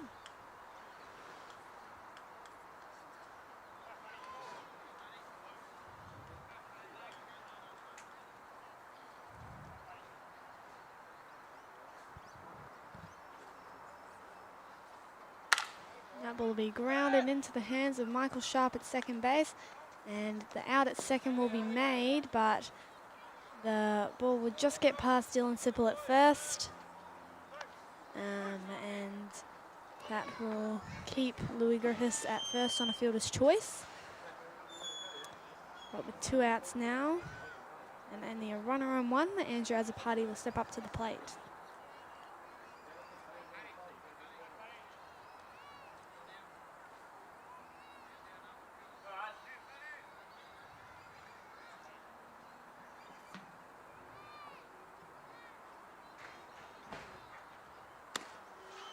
That ball will go outside for ball 1.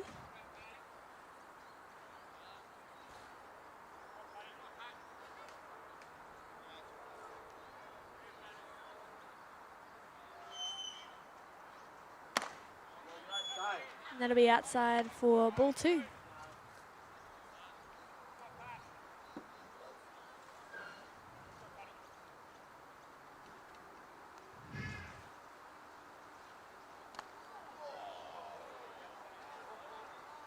That pitch will hit the home plate umpire right in the wrong spot, I believe.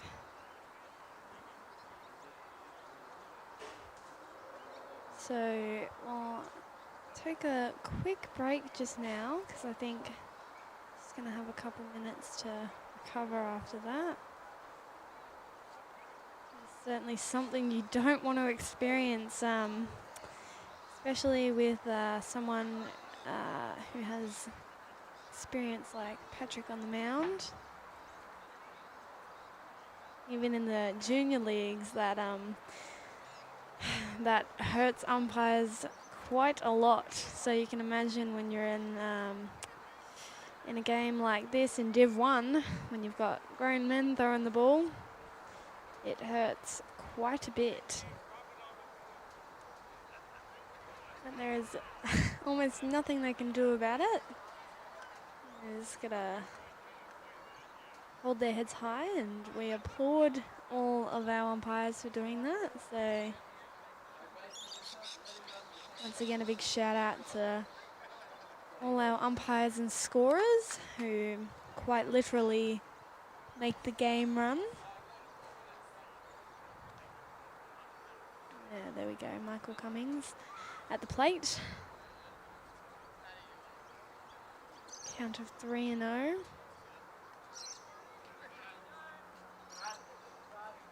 Hopefully that will be his 1 hit of the game, and that'll be it for him.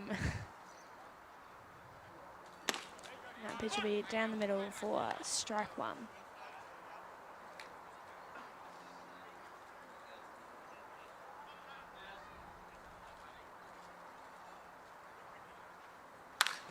That ball will fly up into left field and be the 3rd out of the innings with a quick little catch there from Zachary Calicetto, and will take us into the bottom of the 6th, which we will be right back for.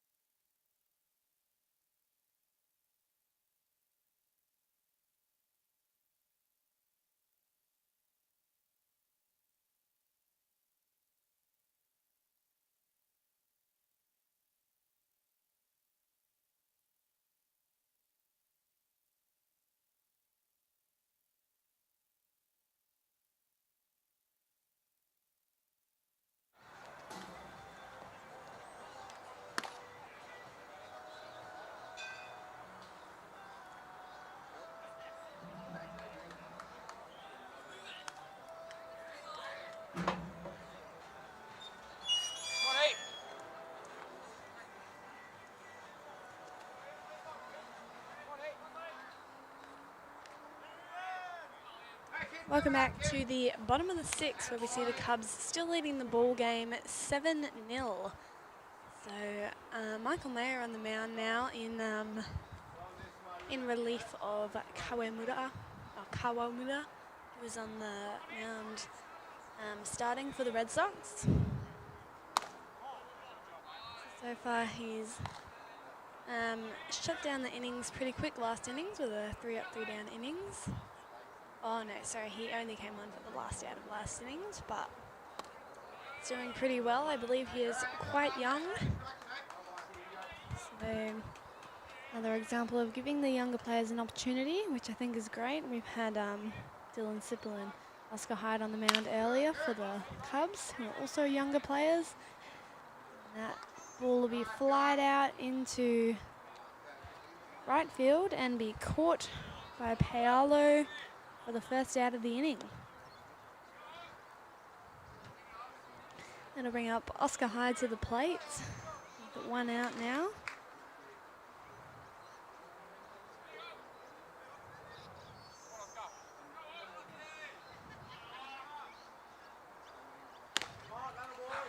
Going to be called for strike one on the outside.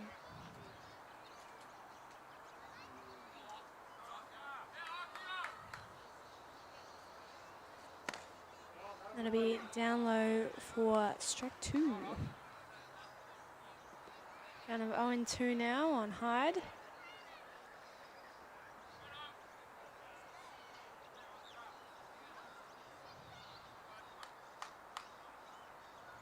And he will ground that ball up the middle, straight into the hands of Faulkner at shortstop, who will make the perfect play, 6-3 for the second out of the inning.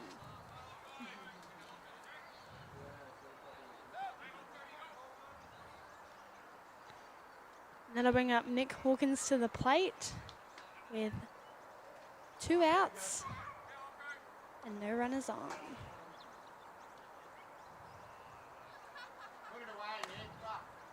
That'll be high for ball one.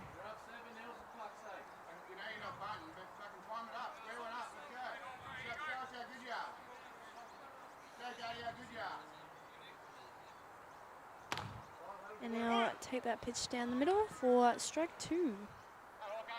Oh, strike one, sorry.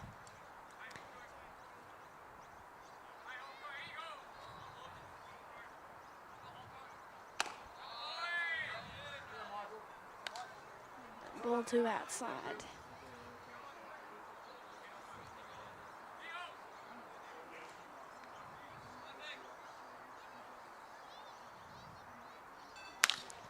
That ball will fly out into right field, just go foul.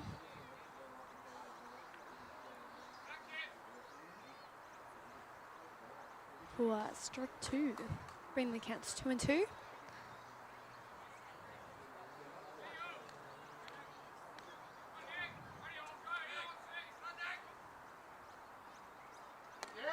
I'll take that ball inside to bring it to full count.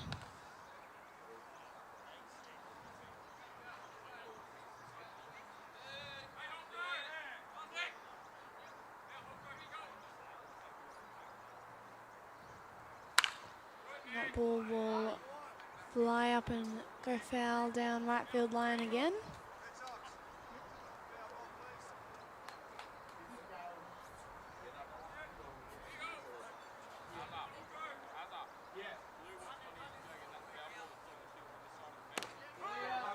That ball will be called strike three on Hawkins to end the sixth. And we'll be right back in the seventh. No, you're out the field, mate.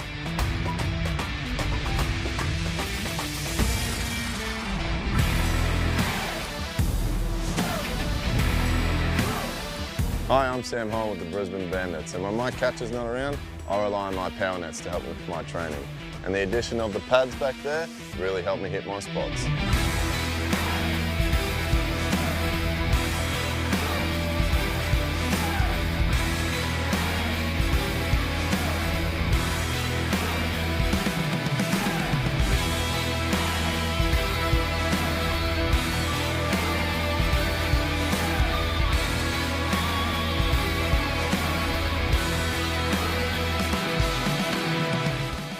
And remember, when you're training, only use power net.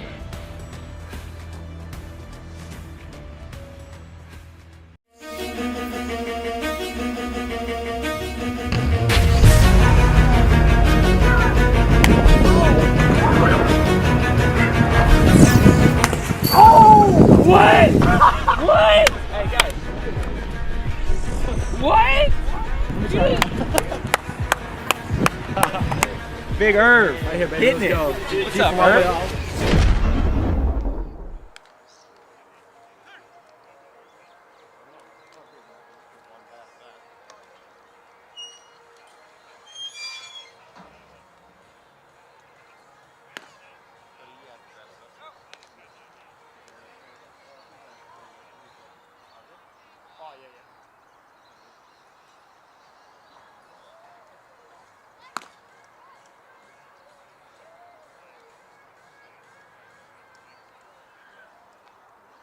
Great job, Mickey. Great job, kid.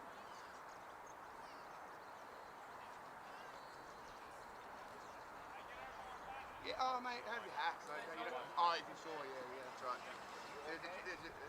Welcome back to the top of the 7th, where Patrick Day is still on the mound for the Cubs, and the Cubs still lead 7-0. How's the back going, brothers? That ball will be flied up into centre field, centre right, sorry, and caught by Max Dempsey for the first out of the inning.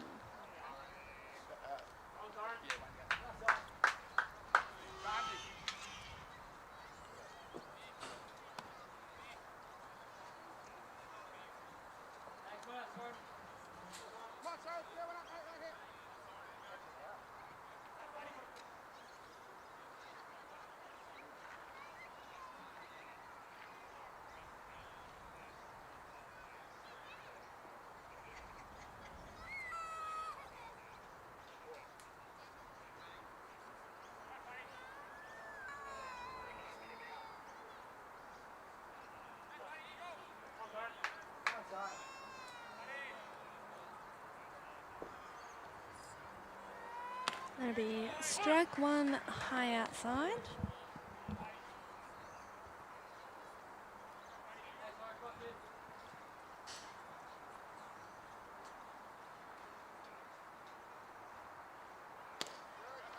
Down low outside for ball 1.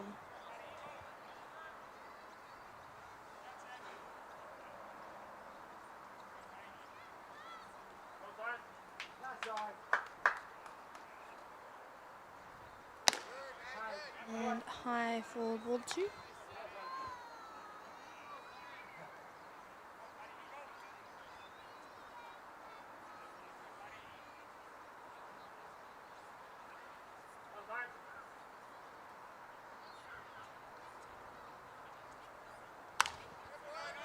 That will foul up for strike 2 to bring the counts 2-2.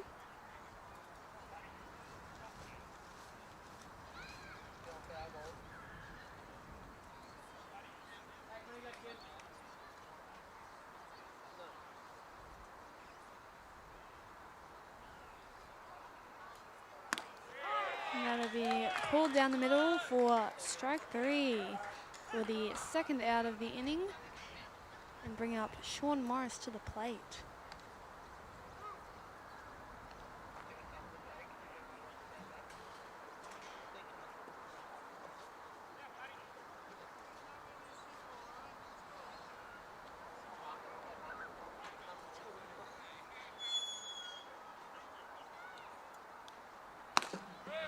Big swing and a miss for strike 1 on Morris.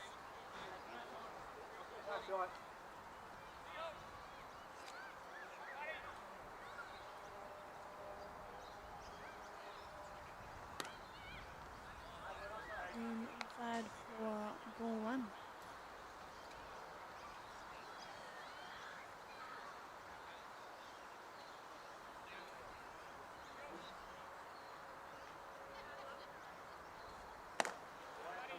And high for ball 1. Oh, ball 2, sorry.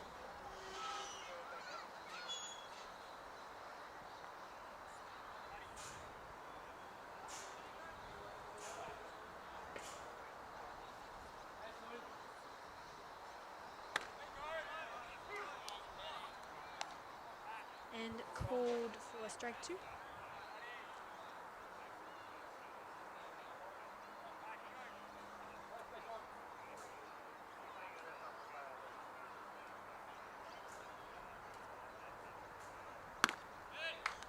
And a big swing and a miss for strike 3 to end the top of the 7th, and that'll take us into the bottom of the 7th with the Cubs still leading the ball game at 7-0. We'll be right back after this short break.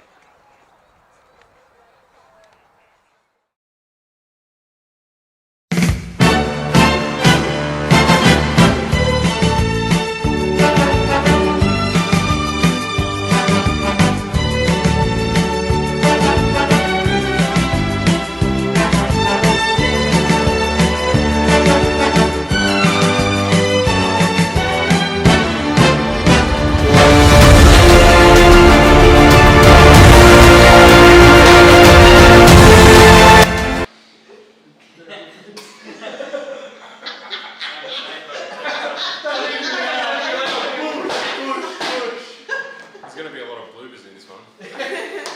Hello everyone at home.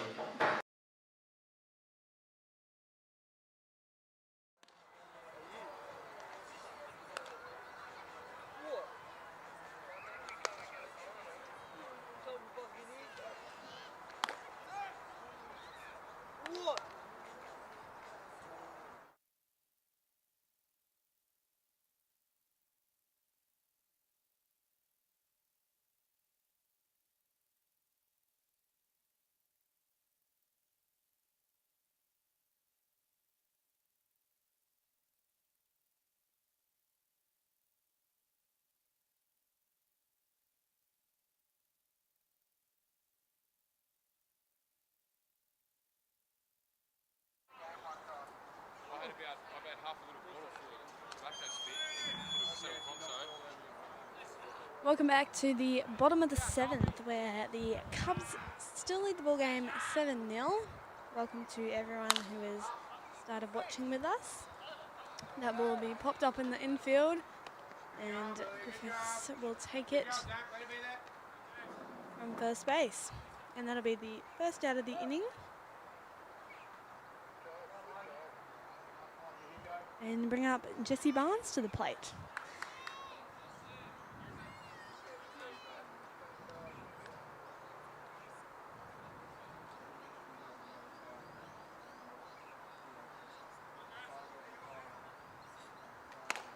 And that ball will be high for ball 1.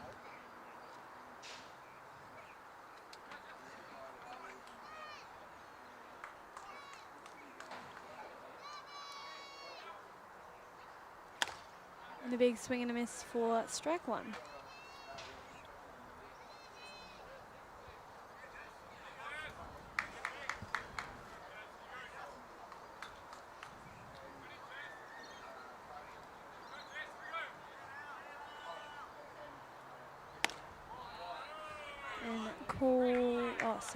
Another ball down low for ball 2.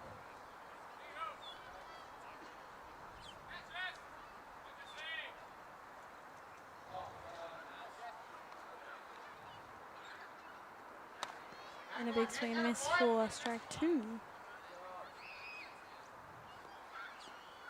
Count of 2-2 now.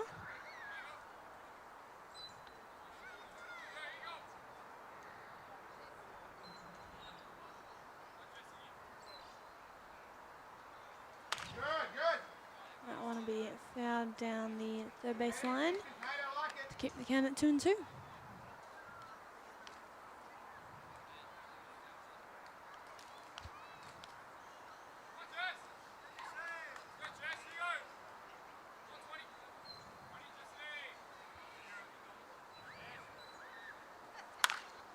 That ball will be flied up into left field and bounce off the third panel on the fence.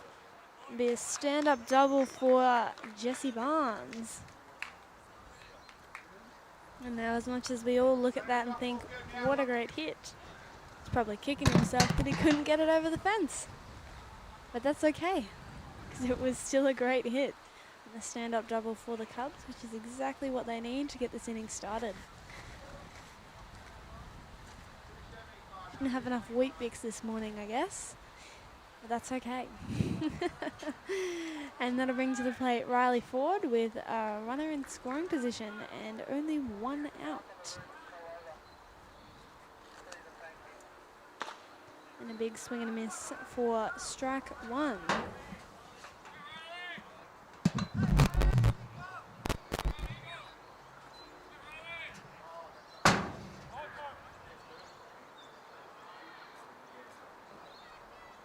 Time called played, I think his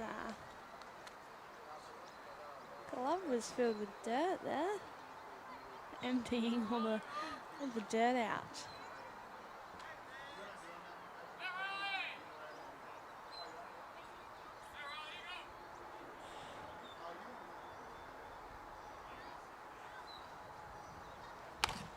Gonna be called at the top of the zone for strike two.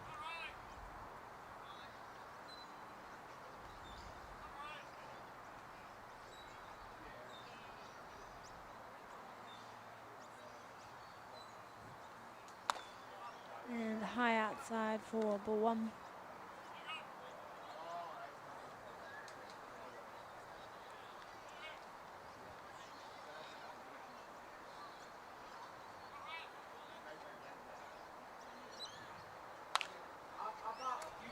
And it'll be popped off in the infield. And great catch from Azuma behind the plate.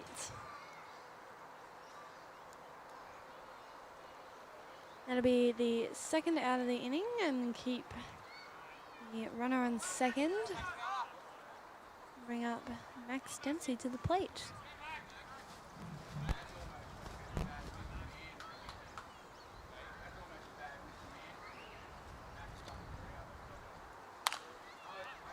Another fouled up, but over the fence this time and over our heads.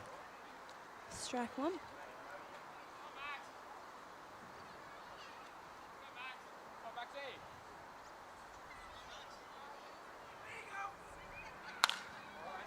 That ball will be flied into center field.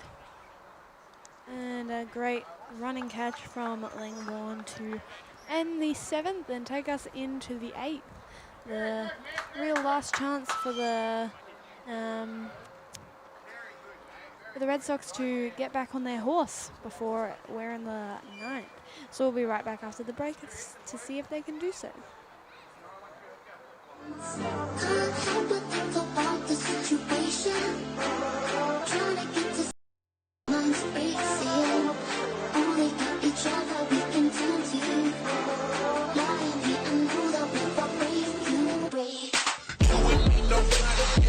If it can't be that way, then I just be all by myself. I love the way you stay away from me. You melt. Those nights you used to come and stay with me, but playing in my memory is no such thing. So kind of way you talk, the way you leave your mouth, just can't break you from my.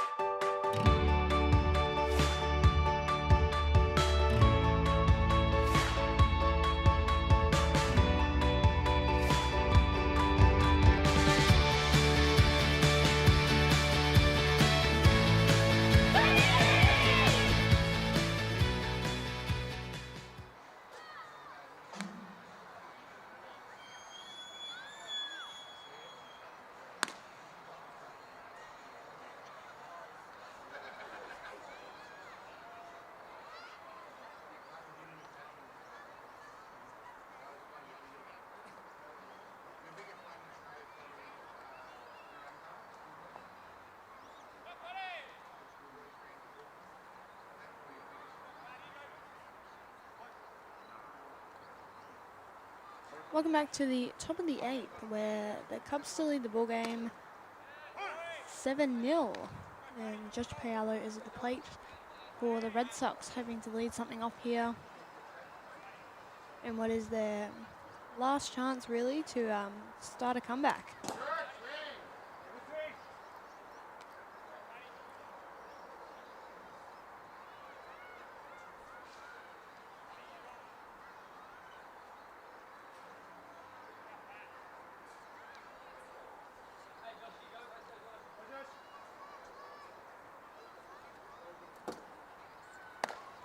And that ball will be high for ball one.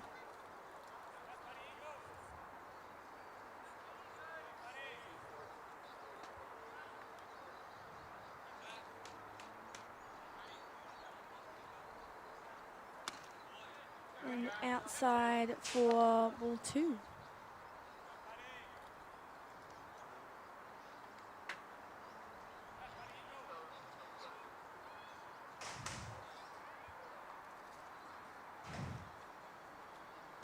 And a big swing and a miss to get the first out of the inning for Patrick Day.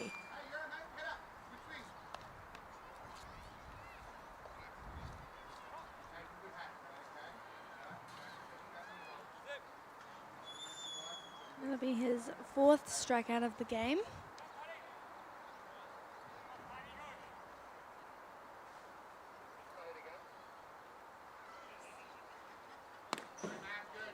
And inside there for ball one on Max Langborn at the top of the order.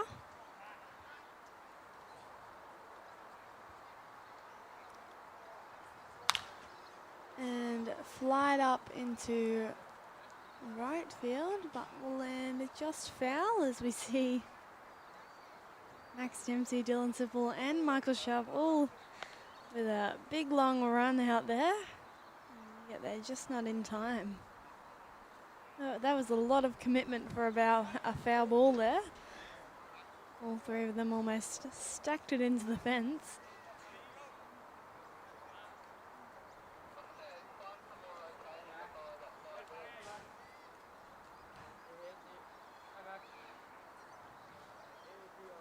And that ball will be in the dirt for ball two.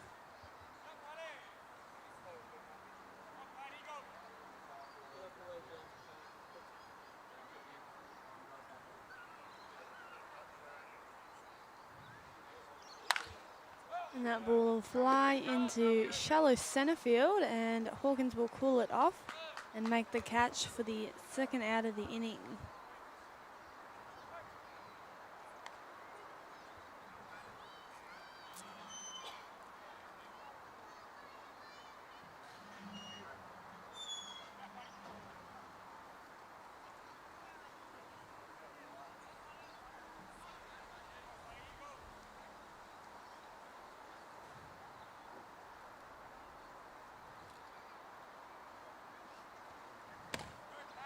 And down low for strike one.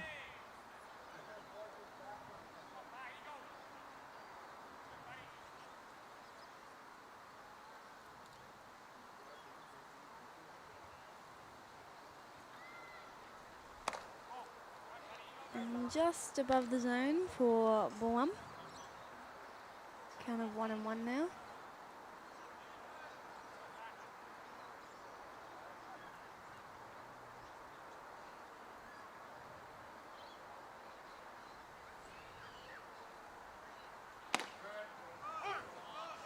And called high for strike two.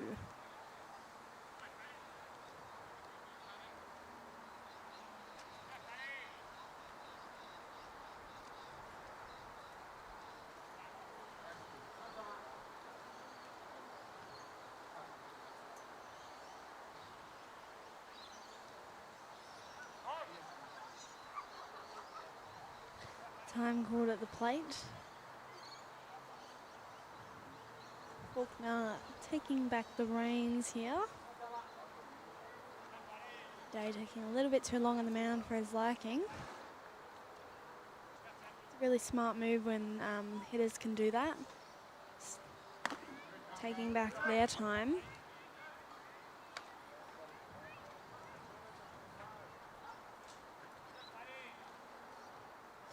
It's also something that pitchers often do, is change up their timing, because although it's good to have consistency sometimes, when you're mixing it up, it's a great mix-up for pitchers. And that'll be a big swing and a miss for the third out of the inning and take us into the bottom of the eighth, which is the last chance for the Cubs to add on some runs.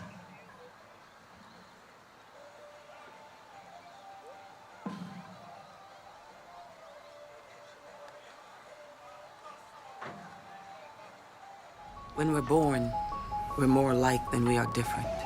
Then somewhere along the way, we start to believe the more distant we are from each other, the more different we are. It's only when we venture into the world that we see all we share. Maybe that's the power of flight. Delta isn't flying just to bring us together, but to show we were never that far apart. We need to start moving again, Australia. Moving as though our lives depend on it. Every one of us needs to target at least 30 minutes of heart rate raising physical activity a day. Because if we don't move it, we'll lose it. Search for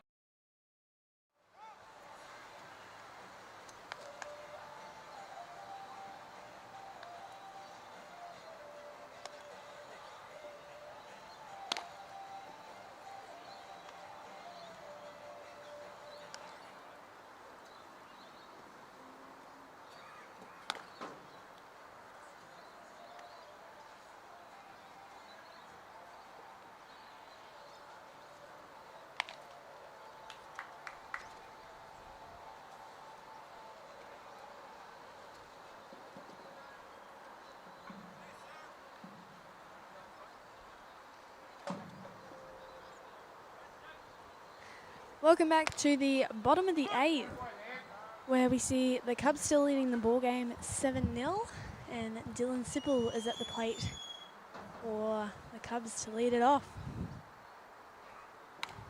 And he'll foul that one off for strike 2.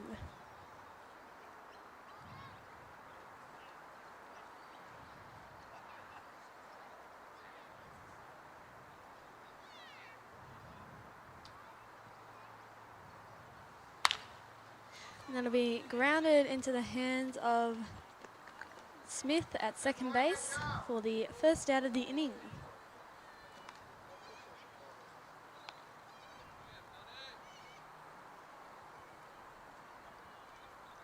That'll bring up Patrick Day to the plate, who has come in to hit for himself. He had a DH before, but he's now in to hit.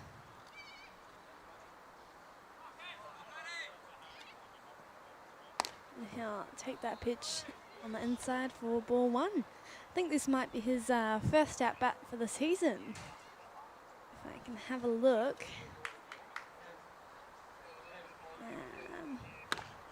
Big swing and miss for strike 1.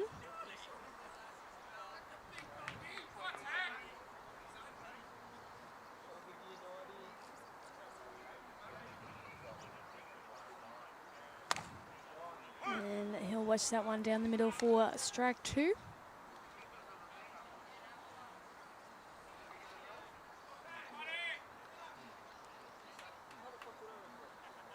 Yes, so this is his first at bat of the season, and he'll take that one down in the dirt outside for ball 2. Yeah, so as a pitcher, most of the time you don't really get to bat unless you play another position as well. And he'll take that one inside again for ball 3. A full count now.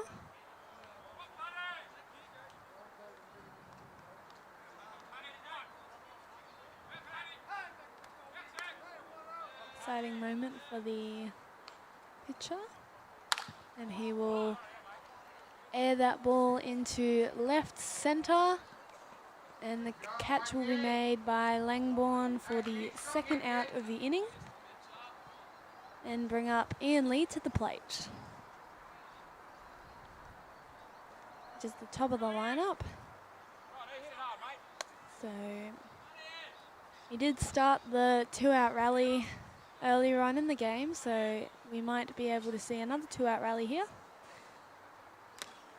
And he will foul tip that one for strike 1.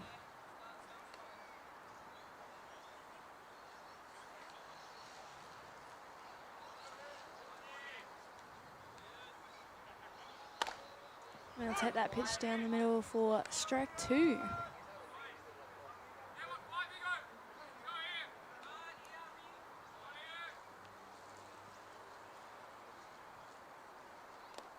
That ball will be in the dirt for ball 1. 1 and 2 count now.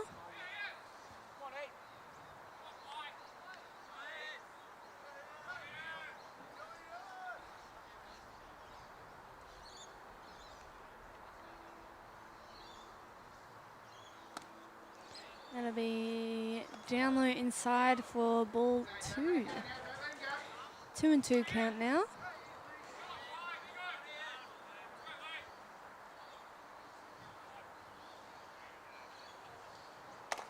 And high to bring it to full count.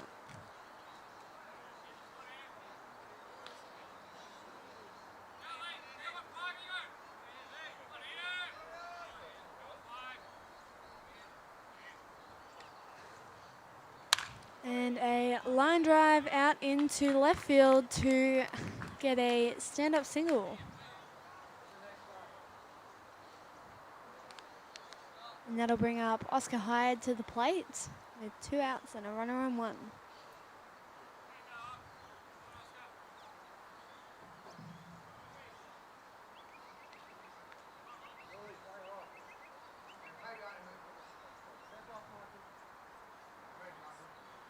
So Mayer on the mound is actually of senior league age, so he's definitely, or most likely, the youngest player here today. That ball will be taken behind the back of Oscar Hyde there for ball 1.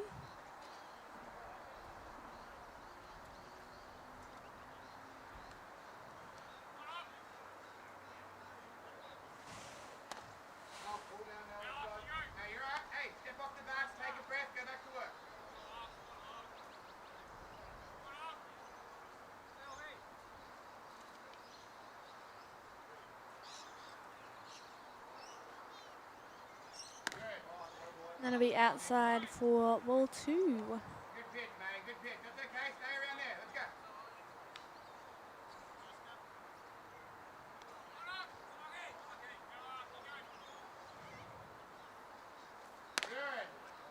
go. And down the middle for strike 1.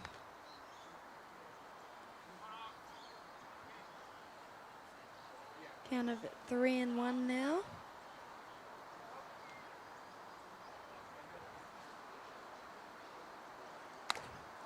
And high for ball 4.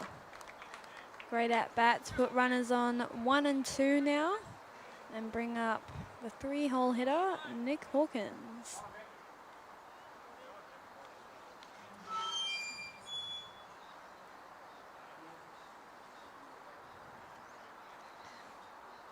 Pistol action, a quick chat from Jared Long, one of the coaches of the Red Sox. Come out and chat. Still 2 outs here.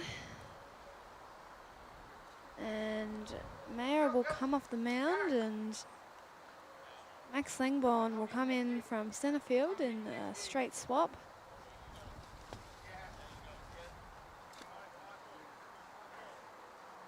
And will come in to shut down the game for the Red Sox. So he's going to warm up for a moment and we'll be right back after this short break.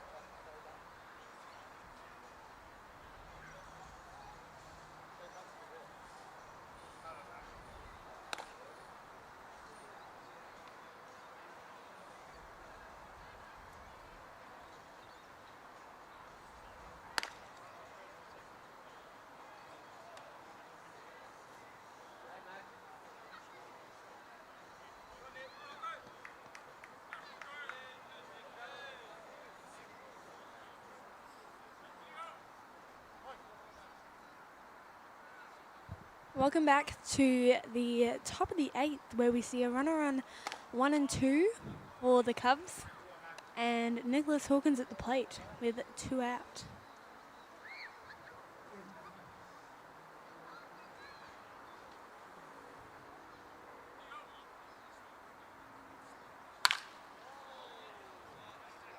And he'll hit that one out into center, which will drop over the head of Andrew Azzopardi and will ring not 1, but 2 runners in on a stand-up double for Nick Hawkins.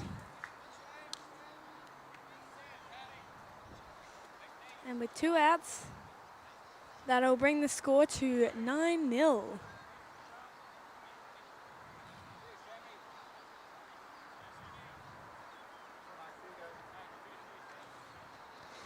This will bring Sam McNeese up to the plate as he comes into the game.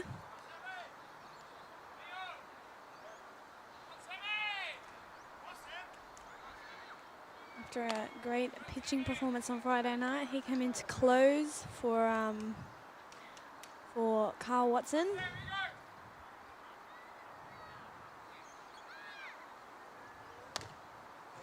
He had 6 strikeouts in just 4 innings, so pretty good outing by him. He did help to bring the little comeback that the Cubs had on Friday night. Obviously it wasn't enough, but he did do a terrific job on the mound.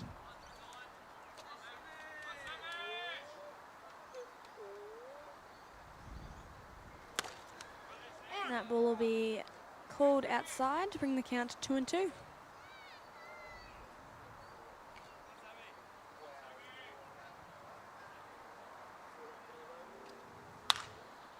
That ball will be flied out into left field, and Morris will make the catch on the run for a great 3rd out of the inning, and that will end the 8th and take us into the last inning of the ball game, where it'll be the absolute last chance that the Red Sox have to score any runs.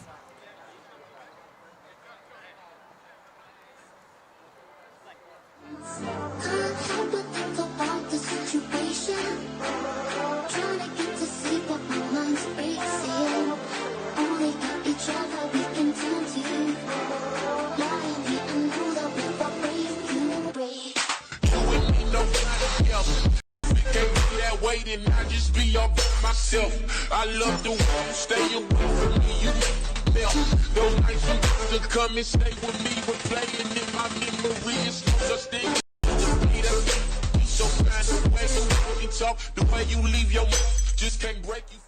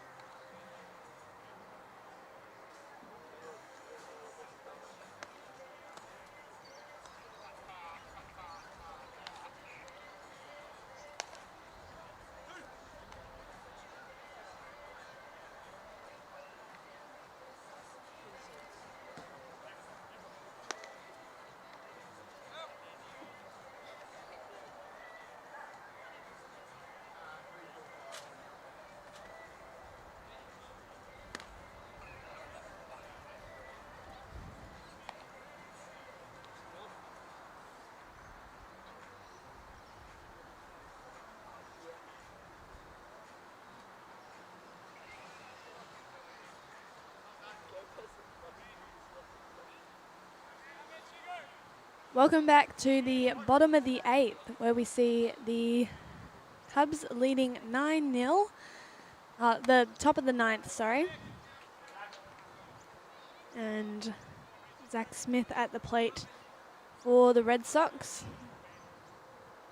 in their absolute last chance to score any runs.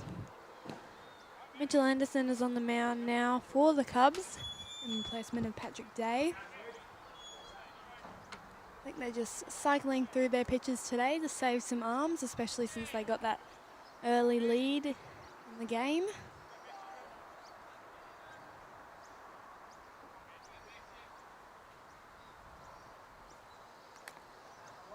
And down in the dirt again for ball 3. Count of 3-0 now.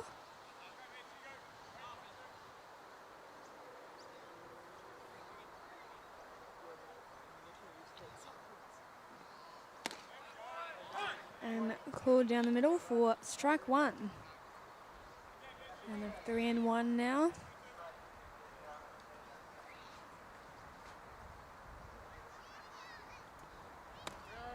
And down low outside for ball 4. We'll put a runner on first with none out.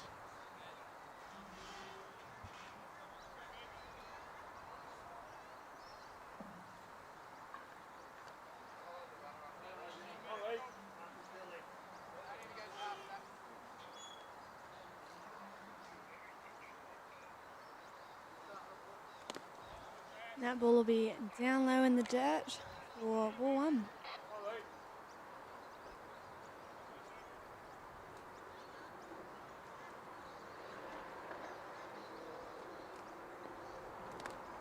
And in the dirt again for ball 2.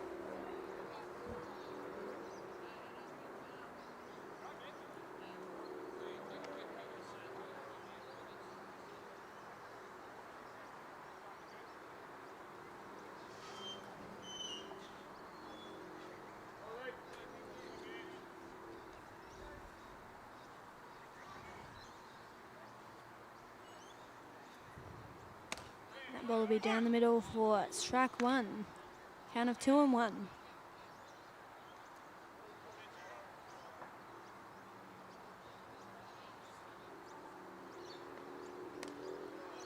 And low inside for ball 3. 3-1 now.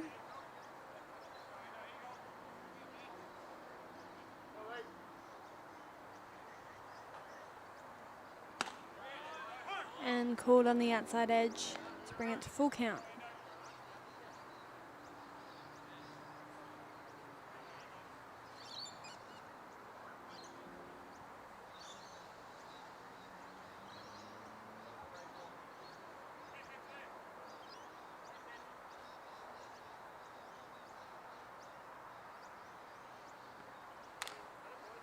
And foul that one off to stay on the count.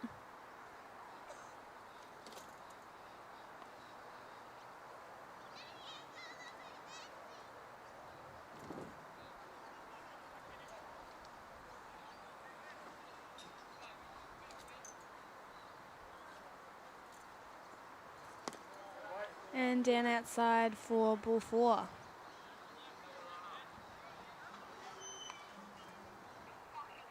That'll put runners on 1 and 2 now, with none out, and bring up Andrew as a party to the plate.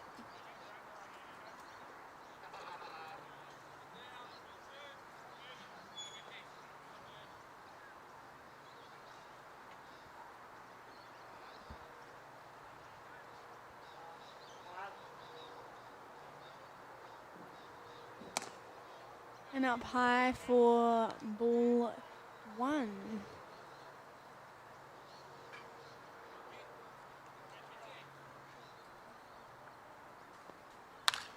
That ball will fly up into left field, very shallow, and a big running catch for Kelly Chetto for the first out of the inning.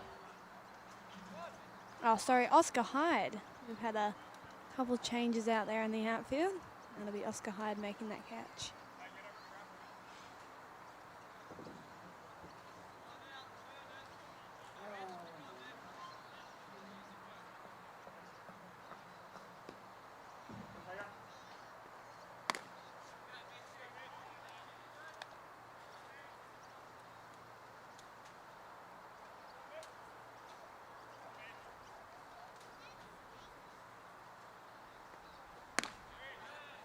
That ball will be called for strike 1.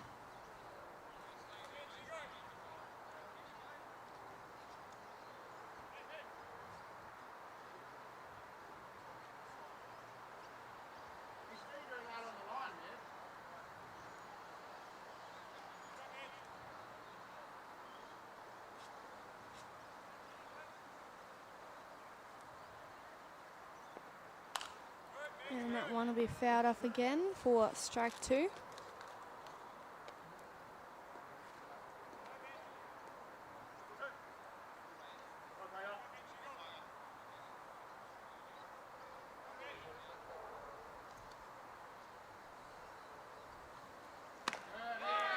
And called strike 3 to get the second out of the inning.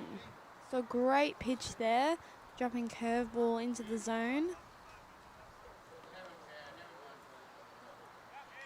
And that'll bring up Soren Branch.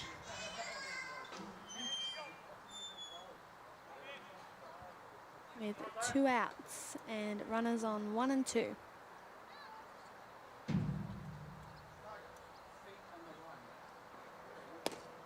That pitch will be down low outside for ball 1.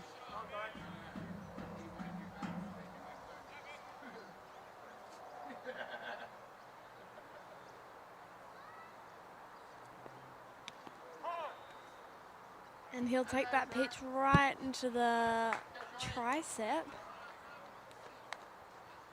And that'll be a hard hit there. Glad that is not me. Because I tell you what, I would not be running right now. So 2 outs still. Loaded bases now for the Red Sox.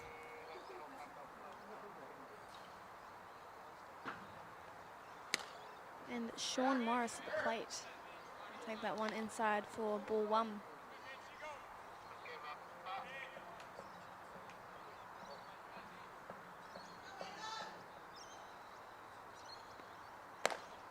Throw that pitch high for ball 2. Good chance for the Red Sox here to make a comeback. Even if it is just a couple runs, it's always good to put some on the board. That will be high again for ball 3. Count of 3-0 now.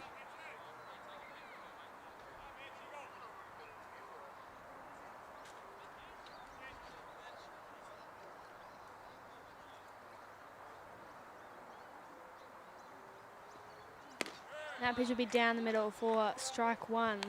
Great comeback from a 3-0 count there.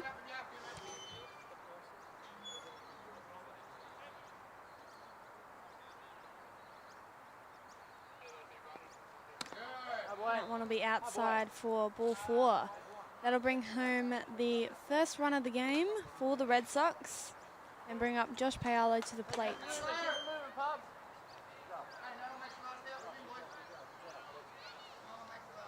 Still 2 outs here and loaded bases once again for the Red Sox.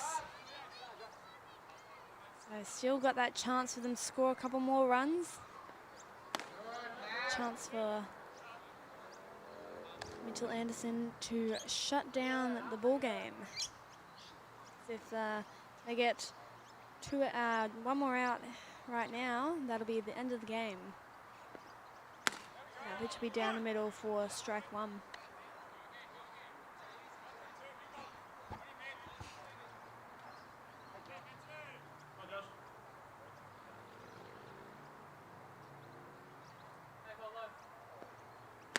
Down the middle again for strike 2. 2 strikes now. 1 ball. And this pitch could end it.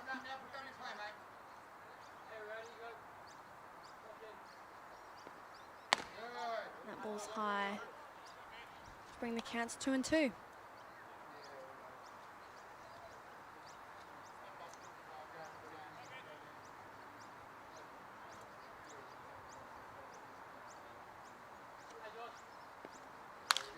And that will be popped up into shallow center, and McNeese will make the catch to end the ball game. And the Cubs will take out this game 9-1 with a strong offensive game for them after a loss to Mudgeeraba's strong offensive game on Friday night. So I think they just kept hitting the gaps and once again had a lot of energy all the way throughout the game. They kept it up until the last couple innings. Last inning they scored 2 runs, so definitely a great pitching performance by them as well. And We hear in the background a great atmosphere here at the club. Thank you to everyone who came out to watch today. Thank you to everyone watching online. And thank you to all our volunteers and all our support staff, including umpires, scorers, Darcy on the MC and the music here, Marcel and Lewis and Caleb on the switching and the cameras. So a big thank you to everyone who made this happen today, and a congratulations to the Cubs for splitting the series and taking out one of the 2 games like they did last weekend. Thank you once again for watching Cubs TV, and we'll see you next time.